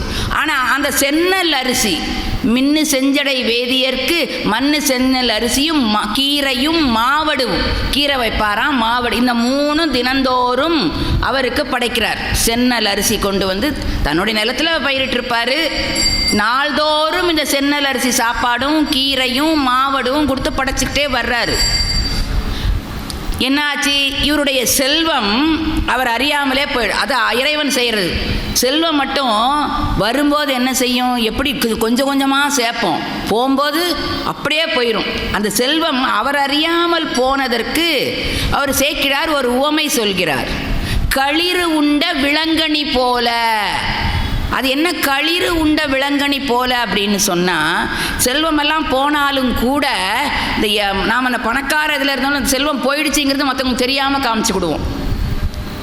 ஏன் அப்படி காமிச்சுக்கிடுவோன்னா, நம்மளை நினச்சிடாது உள்ள சாப்பாடு இருக்காது. ஆனால் வெளியில் வரும்போது பாருங்கள், நல்லா பட்டு வெட்டி இதெல்லாம் கட்டிட்டு எங்கள் தாத்தா சொல்லுவாங்க, செட்டி கட்டால் பட்டு உடுத்துவா அப்படின்னு. உள்ள இருக்க ஏன்னா அந்த அளவுக்கு பட்டை உடுத்துகிற அளவுக்கு வருமே, ஆனால் வெளியில் இருக்கவங்களுக்கு தெரியாது அந்த பந்த. அதை மாதிரி இவருடைய செல்வம் போனது. இந்த யானை உண்ட விலங்கணினா விழா மரம், அந்த விழா மரத்தில் பார்த்தீங்கன்னா பழம் இருக்கும், அதுக்கு களிறு, யானைன்னு ஒரு நோய் வருமா, அந்த நோய் பார்த்தீங்கன்னா பழம் இருக்கும், உள்ளே இருக்கிறது அது அப்படியே போயிடும், வெளியில் பார்த்தீங்கன்னா தோடோடு அப்படியே இருக்கும். அதை போல இவருடைய செல்வம் இவர் அறியாமலே எல்லாம் சென்று விட்டது, எதுவுமே கிடைக்கல. அப்போ இவர் நிலத்தெல்லாம் விற்கிறாரு. விற்றும் அதுக்கப்புறமும் வருமா வந்தது. நெல் பயிரிட்டு இறைவனுக்கு அன்னம் பாலிப்பு செய்து நிவேதனம் படித்த அவர் இப்போ என்ன, கூலிக்கு நெல் அறுக்க போவார். இன்னொரு வயலில் போய் கூலிக்கு நெல் அறுக்க போவார். அந்த நெல்லில் சிகப்பு நெல்லாக வந்தால் அது பெருமானுக்கு, அந்த கூலி தருவாங்கள்ல, சிகப்பு நெல் தந்தாங்கன்னா அது பெருமானுக்கு. அல்லது கார்நெல், அதை விட ஏன் இந்த செந்நெல்லை சொல்கிறாங்கன்னா, இந்த செந்நெல் சூரிய வெளிச்சமும் வெப்பமும் மிகுந்த காலத்தில் தான் பயிரிட முடியும். அந்த சூரிய வெப்பம் நல்லா இருக்கிறதுனால அது உடம்புக்கு நல்லது. ஏன்னா சூரியனுடைய நம்முடைய கிருமிகளை எல்லாம் அதை அழித்து விடும். மற்ற கார்நெல்லாம் அந்த அளவுக்கு வெப்பம் தேவையில்லை. அதனால் அந்த கூலியாக கிடைக்கிற செந்நெல்லை பெருமானுக்கு நாமெல்லாம் என்ன செய்வோம், விரும்பின கொடுக்கை பெருமானுக்கு, நமக்கு இஷ்டமானதை நமக்கு வச்சுட்டு வேண்டாத சாமிக்கு தருவோம். என்ன சொல்லுவார் பட்டத்தார், சொல்லுவார், பக்திக்கோர் வரகுணப்பாண்டியன். அவன் என்ன விரும்பியதெல்லாம் பெருமானுக்கு சமர்ப்பிப்பானான். வரகுணப்பாண்டியனுடைய பக்தியை பட்டினத்தார் கிட்டத்தட்ட எத்தனையோ வரிகளில் சொல்லுவார். அவன் எப்படிப்பட்டவனா, ஒரு சமயம் அரண்மனைக்கு வெளியிலே போகும்போது அரகர அரகரன்னு சத்தம் கேட்டுதான், தவளை சத்தம் போட்டுது. இவன் நினச்சிதான், இவன் காதில் சிவபெருமானுடைய நாமத்தை என் தவளை சொல்லுதே நினச்சி அந்த தவளைகளுக்கெல்லாம் விதானம் பந்தல் போடுகிறான்னானா. அப்படிப்பட்ட ஒரு நாள் என்ன பண்ணானா, ஆலயத்தை வலம் வரும்போது நாயினுடைய கழிவு இருந்திருக்கிறது. இவன் நினச்சான் அந்த கழிவை தானே, இந்த நாயினுடைய கழிவு பெருமானிடத்தில் வரணும்னா அது என்ன புண்ணியம் செஞ்சுருக்கணும் அப்படின்னு நினச்சானோ. ஒரு நாள் என்ன பண்ணானா, அந்த ஆலயத்தை வலம் வரும்போது எள்ளு காய போட்டிருந்தாங்க. அந்த பக்கமாக போன ஒருத்தன் அந்த எள்ளை எடுத்து தின்னுட்டான். உடனே அந்த ஆலயத்தில் உள்ளவங்க அவனை போட்டு அடிக்கிறாங்க. இந்த ராஜா வர்றார், வரகுணப்பாண்டியன் வருகிறார். ஏன் இவனை அடிக்கிறீங்க அப்படின்னு கேட்கும்போது, இறைவனுக்கு சாத்துவதற்காக எண்ணெய்க்கு அபிஷேகத்துக்கு, அன்றைக்கு அப்படிலாம் எண்ணெய் எடுத்தாங்க. எள்ளை காயப்பட்டு சுத்தமான எண்ணெய், சுத்தமான திரவியம், சுத்தமான திருநீரெல்லாம் இறைவனுக்கு சாத்துறோம். இன்றைக்கி பேக்கெட் பாலெல்லாம் கொடுக்குறோம் சாமிக்கு, என்ன பண்ணுறது? அப்போது அதை தின்று விட்டான், அதற்கு தண்டனையாக நாங்கள் அடிக்கிறோம். அப்போ அவன் கேட்குறான், ஏன்பா சாமிக்கு வச்சுருந்ததை திங்கலாமா, இது தப்புன்னு உனக்கு தெரியாதா? தெரியும் ராஜா. அப்போ ஏன் தெரிஞ்சுமா நீ செஞ்ச? ஆமாம், என் சாமிக்கு வச்ச எள்ளை தின்னா அடுத்த பிறவியில் சாமிக்கு எண்ணெய் ஆட்டுக்கிற செக்கில் மாடாக பிறப்பேன்னு தெரியும். அப்படியாவது அந்த மாடு கோயிலுக்கு நல்ல மாடாக இருக்கட்டுமேன்னு நான் சாப்பிட்டேன். நான் உடனே ராஜா என்ன பண்ணா, அந்த வாயில் இருக்கிற துப்பு அவன் துப்புறதை இவன் எடுத்து போட்டானா. நீங்கள் ஏங்க சாப்பிட்டீங்க? இங்கே செக்குட்டுறதுக்கு 2 மாடு வேணும்ல, தான் இருக்குது. நீ ஒரு மாடாரு, நான் ஒரு மாடாக இருக்கிறேன் அப்படின்னு. அப்படிப்பட்ட அன்பு. அவன் ஒரு நாள் என்ன செஞ்சான், பக்கத்தில் படையெடுத்துட்டு போய் அமைச்சர்கள்லாம் அந்த பகை நாட்டு அரசர்களை வென்று வருகிறார்கள். அங்கேருந்து செல்வம் எல்லாம் எடுத்துகிட்டு வர்றாங்க. அந்த நாட்டை பிடிக்கும் மக்களையும் சேர்த்து தானே கூப்பிட்டு வருவாங்க. அங்கே ஒரு அழகான பெண்.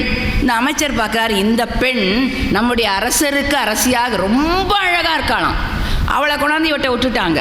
மன்னன் பார்க்கிறான், என்ன ஒரு அழகு, அப்படி ஒரு அழகு.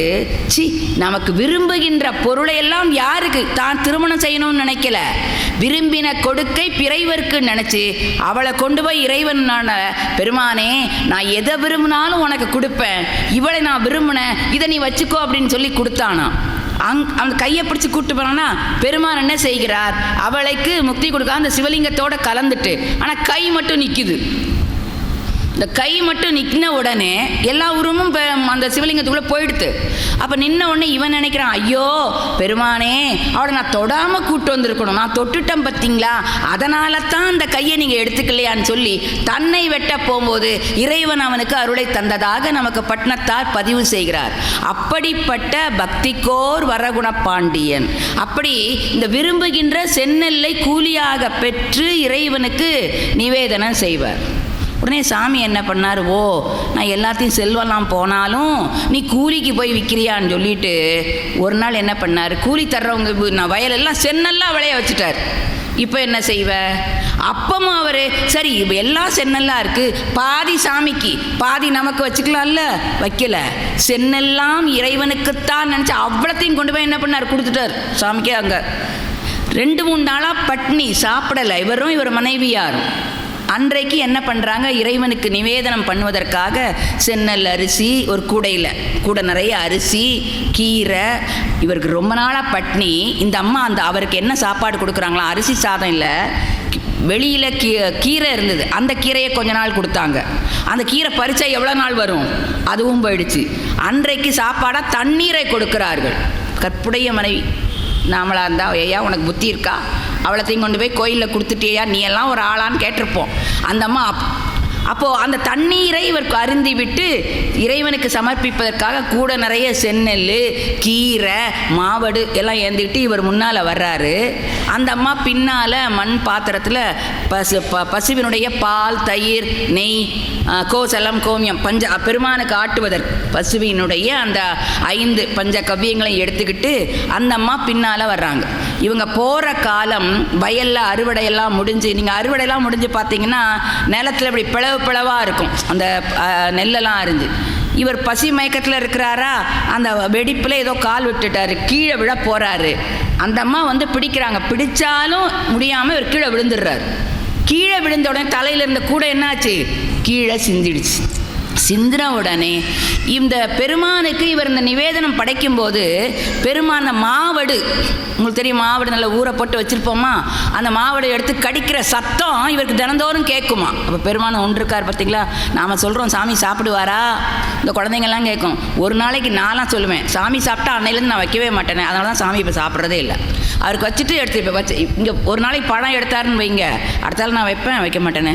அதனால் அவர் சாப்பிட்ற அந்த சத்தம் கேட்குமா. இப்போது கீழே எல்லாம் விழுந்த உடனே பெருமானே இனி உனக்கு நான் சமர்ப்பிப்பதற்கு இயலாமல் நான் நாள்தோறும் செய்கின்ற தொண்டு நின்று விட்டதே. இதை நீ எல்லா இடத்துலையும் இருக்கிறவர் தானே, இந்த இடத்துல இருந்து நீ அந்த நிவேதத்தை ஏற்றுக்கொள், ஏன்னா சத்தம் கேட்கணும்னு. அப்படி ஏற்றுக்கொள்ள சத்தம் கேட்கல. உடனே என்ன பண்ணார், கையில் அருவாள் வச்சுருந்தாரா, அதை எடுத்து ஊட்டினா இதை அறுக்கணும். இது அர்த்தம் உடனே உயிர் பேர் தான் ஊட்டி அறிவாட்டாயனார், அறிவாளை அறிந்து கொள்ள போகிறார். அறிந்து கொள்ள போகும்போது டக்கு விடேல்னு சத்தம் கேட்டுருச்சு. அப்போ பெருமான் அந்த நிவேதனத்தை ஏற்றுக்கொண்டு அவர்களுக்கு அருளை தந்ததாக, தனக்கு முடியாத அந்த காலத்தில் அந்த ஒரு சின்ன தொண்டு தான் சாப்பாடு கொடுக்குற இந்த தொண்டை. அப்போ என்ன அர்த்தம், அந்த தொண்டிலே தலை நின்றவர்கள் எந்த தொண்டா வேணாலும் இருக்கலாம் என்பதை அங்கே நமக்கு சேக்கிழார் பதிவு செய்கிறார்.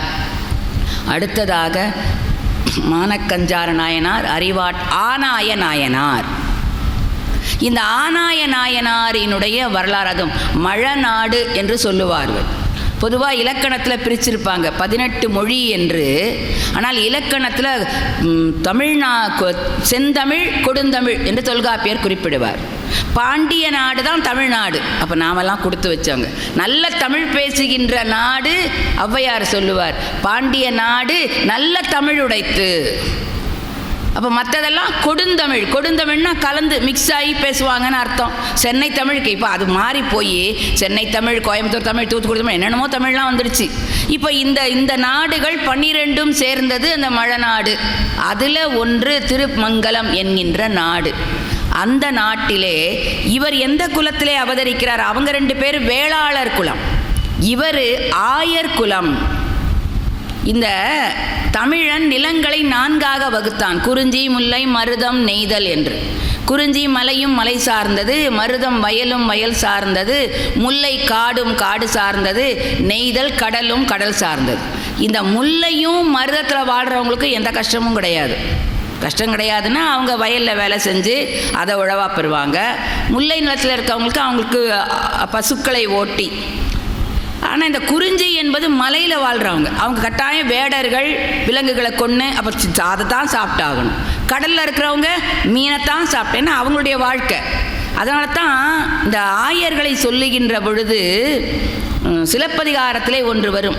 ஆகாத்து ஓம்பி ஆப்பயன் அழிக்கும் கோவலர் வாழ்வு கொடும்பாடு இல்லை. பசுவை அல்ல, பொதுவாக அந்த பசுவுக்கு நம்ம தமிழில் என்ன பேர்? மாடுன்னா செல்வம். ஒவ்வொரு வீட்டிலையும் பசு என்பது செல்வம். இன்றைக்கும் நாம் காலையில் அந்த கோபூஜையெல்லாம் செய்கிறோம் இல்லையா? அது மட்டும் அல்லாமல் அந்த காலத்தில் பசு கூட்டங்களுக்கு இந்த பசுவை எப்படி மேய்க்க வேண்டும் என்றே சண்டேஸ்வர வரலாற்றில் வரும். கன்று குட்டி குடித்தது போக மீதியான பாலைத்தான் தயிருக்கோ நெய்க்கோ விற்பாங்களாம். இன்றைக்கி நாம் கொஞ்சம் யோசிச்சு பாருங்க, கண்ணுக்குட்டிக்கு விடுறதே இல்லை. கொண்டு போய் விடுவோம், அது வாயை வைக்கும்போது டபக்குன்னு இழுத்துருவோம், அவ்வளோதான், அது முடிஞ்சது. எல்லாம் கறந்து விட்டால் அது ரத்தம் வர்ற வரைக்கும் கறந்து அதை தண்ணியை கலந்து விட்டுடுறோம். விடுங்க, காலம் எப்படி மாறி போச்சு. அப்போது இந்த பசு கூட்டங்களுக்கு என்ன சிறப்பு? பெருமானுக்கு அபிஷேக பொருளாக அந்த பாலை தருகிறது பசு. அந்த காலத்தில் என்ன செய்வாங்க? புறத்திணை என்று ஒன்று உண்டு. வெட்சி, கரந்தை, தும்பை, வாகை. அதெல்லாம் என்ன அர்த்தம்னா, ஒரு மன்னன் இன்னொரு மன்னனோட போரிட செல்கிறான்னா முதல்ல அறிவிப்பு சொல்லிடுவான். என்ன சொல்லிடுவான் தெரியுமா? இங்கே இருக்கிற பசுக்கூட்டங்கள், நோய்வாய்ப்பட்டவர்கள், கருவுற்றவர்கள், மூத்தவர்கள், இவர்களெல்லாம் பாதுகாப்பாக சென்று விடுங்கள். எப்படி இந்த தண்ணி வந்தால் அனௌன்ஸ்மெண்ட் பண்ணுறான்ல, கரையோர மக்கள் எல்லாம் அது மாதிரி அப்போ பசுக்கூட்டங்கள். அதனால தான் ஞானசம்பந்தர் சொன்னார், வாழ்க அந்தனர் வானவர் ஆனினம். ஆனினம் வாக்க வேண்டும். ஏன்னா அத்தகைய ஒரு சிறப்பு மிக்க அந்த பசுவினுடைய அந்த குலத்தை வாழ வைக்கின்ற அந்த ஆயர் குலத்திலே அவதரித்தார். இவர் வேற ஒன்றும் செய்யலை.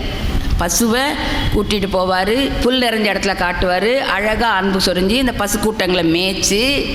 ஆனால் இவர் என்ன செய்தார் என்று சொன்னார், தன்னுடைய கையிலே புல்லாங்குழல், அதாவது கருவிகள் 5 வகைப்படும். தந்தி கருவி, மிடற்று கருவி, கந்து கருவி, யாழ் கருவி, நரம்பு கருவி. இதில் இந்த ரொம்ப கஷ்டமானது வீணைன்னு சொல்லுவாங்க, அதை விட ரொம்ப கடினமானது புல்லாங்குழல். இந்த புல்லாங்குழல் செய்கிறதுக்கே ஒரு 10 பாட்டில் சொல்லியிருப்பார். ஒரு நல்ல மரத்தில் அந்த மூங்கில், அந்த மூங்கிலை காய வைக்கணும். பக்குவம் பார்த்து காய வச்சு 1 வருஷம் காய வைக்கணுமா. காய வச்சு எடுத்தது இப்போ திருவி பார்ப்பாங்களாம். திருகி அது உடையாவோ வளையாமலோ இருந்தால் அதை கொண்டு வந்து கீழே ஒரு அங்குலம் விட்டு ஒரு துளை, பார்த்தீங்கன்னா அது துளையாக இருக்கும், மேலே ஒரு அங்குலம் விட்டு இப்படி 6 துளைகள். இந்த 6 துளைகளில் காற்று உள்ள ரொம்ப அதிகமாக போயிடக்கூடாது, போனால் இசை வராது, மயங்கிடும். காற்று போகவும் செய்யணும். அதான் வைரமுத்து பாடினார், இசை செல்லும் துளை செல்லும் காற்று இசையாதல் அதிசயம். துளை செல்லும் காற்று, துளை வழியாக செல்லுகின்ற காற்று அதிசயமேன்னு ஒரு பாட்டில் உண்டு. துளை செல்லும் காற்று இசையாதல் அதிசயம். அந்த துளை வழியாக காற்று தான் போகுது, ஆனால் அது நல்ல குழலை, புல்லாங்குழலை கொடுக்குது இல்லையா? புல்லாங்குழல் தானே வச்சுருந்தார், அதுக்கு தான் அவ்வளவு சிறப்பு. அந்த புல்லாங்குழலில் இவர் என்ன வாசிப்பாராம்? 5 எழுத்தை தான் வாசிப்பாராம். நமச்சிவாய என்கின்ற இந்த 5 எழுத்தை வாசிப்பார். ஒரு நாள் என்ன செய்வார், அந்த கொன்றை மரத்தடியில் கொன்றையை பார்த்த உடனே அவருக்கு சிவபெருமான் ஞாபகம் வந்துடுச்சு.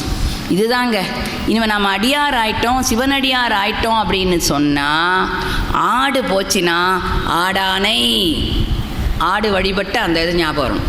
சோறை பார்த்தோம்னா சோற்றுத்துறை ஞாபகம் வரணும். வந்தால் நான் சிவனடியார்.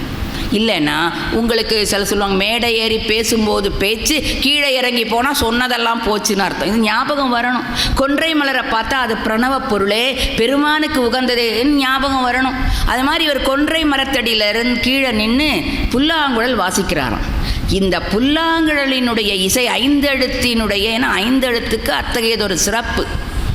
சாத்திரங்களில் அது நிறைய சொல்லியிருப்பாங்க. அந்த 5 எழுத்தை இந்த புல்லாங்குழலிலே இட்டு வாசிக்கின்ற பொழுது மேயப்போன பசுவெல்லாம் மேய்ச்சலை மறந்து அப்படியே நின்றுச்சான். எல்லாம் தன்னுடைய செயலை மறந்து அங்கங்கே அந்த மற்றவங்க இருப்பாங்கல்ல மல்லர்கள் எல்லாம் அந்த விழா விட்டுட்டு வந்துட்டாங்க. இவங்கெல்லாம் வந்தால் பரவாயில்ல, தேவர்களும் அங்கே வந்து பூமாரி பொழிகிறார்கள். அம்பிகையும் இறைவனோடு வந்து அந்த இசையிலே மயங்கி, அது வேற ஒரு இசையும் இல்லை, வெறும் 5 எழுத்து. அதான் சொன்னார், எதுவும் நமக்கு தெரியலனாலும் எனக்கு பாடத் தெரியாத படிக்கத்தின் 5 எழுத்தை ஓதினால் அந்த 5 எழுத்தை புல்லாங்குழலிலே வாசித்து அதன் பயனாக முக்தியை பெற்றதாக நமக்கு இங்கே குறிப்பிடுகிறார் சேக்கிழார் என்பதை சொல்லி, மானக்கஞ்சார நாயனார், அறிவாட்ட நாயனார், ஆநாயனார், பாருங்கள் இவங்க 3 பேரும் இவர் குழல் தான் வாசித்தார். அந்த குழலிலும் 5 எழுத்து. ஏன்? அவர் கொண்ட கொன்றை மரம் இறைவனுக்கு ஞாபகம் வந்தது. அப்போது நாம் பார்க்கின்ற மலரோடு நீ இருத்தி, தாயுமானவர் சொல்லுவார், பூப்பறிக்க சென்றேன், அந்த மலரில் நீ இருக்கிறதுனால நான் மனம் பறிக்க ஒட்டேன். அப்போ எல்லா பொருளையும் சிவமாக கருதி இந்த அடியவர்கள் செய்கின்ற அந்த குறிப்பிலே தன்னுடைய மகளுக்கு திருமணம் என்ற போதும் அந்த அடியார் கேட்ட ஒரே காரணத்தால் அறிந்து கொடுத்த மானக்கஞ்சார நாயனார், வறுமை வந்த போதும் தான் வறுமையிலே வாடிய போதும் கூட இறைவனுக்கு அந்த அமுது படைக்க முடியவில்லையே, படைக்க முடியாத காரணத்தினால் தன்னையே அழித்து கொள்ள நினைத்த அறிவாட்ட நாயனார், புல்லாங்குழலிலே 5 எழுத்தை இசைத்து அத்தனை பேரையும் மயங்க வைத்த ஆனாய நாயனார், மூவரனுடைய வரலாற்றையும் இந்த அளவிலே திருவருளோடும் குருவருளோடும் சிந்தித்து, நாளை இதிலே அடியேனுக்கு ஒரு வருத்தம், பேராசன் கூட வச்சுக்கலாம். என்ன பேராசைவோ நம்ம சொற்பொழிவுனால கேட்க வர்றாங்க, அந்த பேராசை அல்ல, அது நல்லதே இல்லை. உங்களையெல்லாம் அடியேன் இனி எப்பொழுது காணப்போகிறேன், இதை முடிய போகிறதே என்பதல்ல. என்னுடைய மாணவர்களை வேணால் நான் மாதம் ஒரு தடவை, இன்னும் சொல்லப்போனால் இந்த சேக்கிழாரை இப்படி உங்களோடு சிந்திப்பதற்கு என்னை கூட்டுவித்தது யாருன்னா நெல்லையப்பர் தான். ஏன் அப்படின்னு சொன்னால், அந்த நெல்லையப்பர் திருக்கோயிலே நானாத்தான் எங்களுடைய வழிபாட்டில் சென்று, நீங்கள் எனக்கு எதுவும் தர வேண்டாம், நானே ஆட்டோவில் வந்து நான் பெரிய புராணத்தை சொல்கிறேன்னு சொல்லி, அங்கே எப்படி பாடம் நடக்கும்னு கேட்டிங்கன்னா, இப்படி வரலாறுலாம் நாயன்மார் வரலாறு கிடையாது. வரி வரியாக, ஒவ்வொரு வரியாக, இப்போ 3 ஆண்டுகள் ஆகிவிட்டது. இப்போ தான் நாங்கள் திருஞான சம்பந்த புராணம் ஒரு நாளைக்கு தமிழ் மாதம் 2வது செவ்வாயும் 4வது வியாழக்கிழமை தோறும் அங்கே நடக்குது. ஒரு நாளைக்கு 20 பாட்டு தான் போகும். ஏன்னா அவ்வளவு செய்தி அதில் இருக்குது. அதை ஒரு வரி எடுத்துக்கிட்டிங்கன்னா அவ்வளவு மேற்கோள், அப்படி சொல்லி சொல்லி நிறைய பெரிய அடியார்கள். ஆக அங்கே சொன்ன பயிற்றிய அந்த நெல்லையப்பர் அருள் தான் இன்றைக்கு பாளையில் அடியனை கூட்டு வச்சிருக்கு.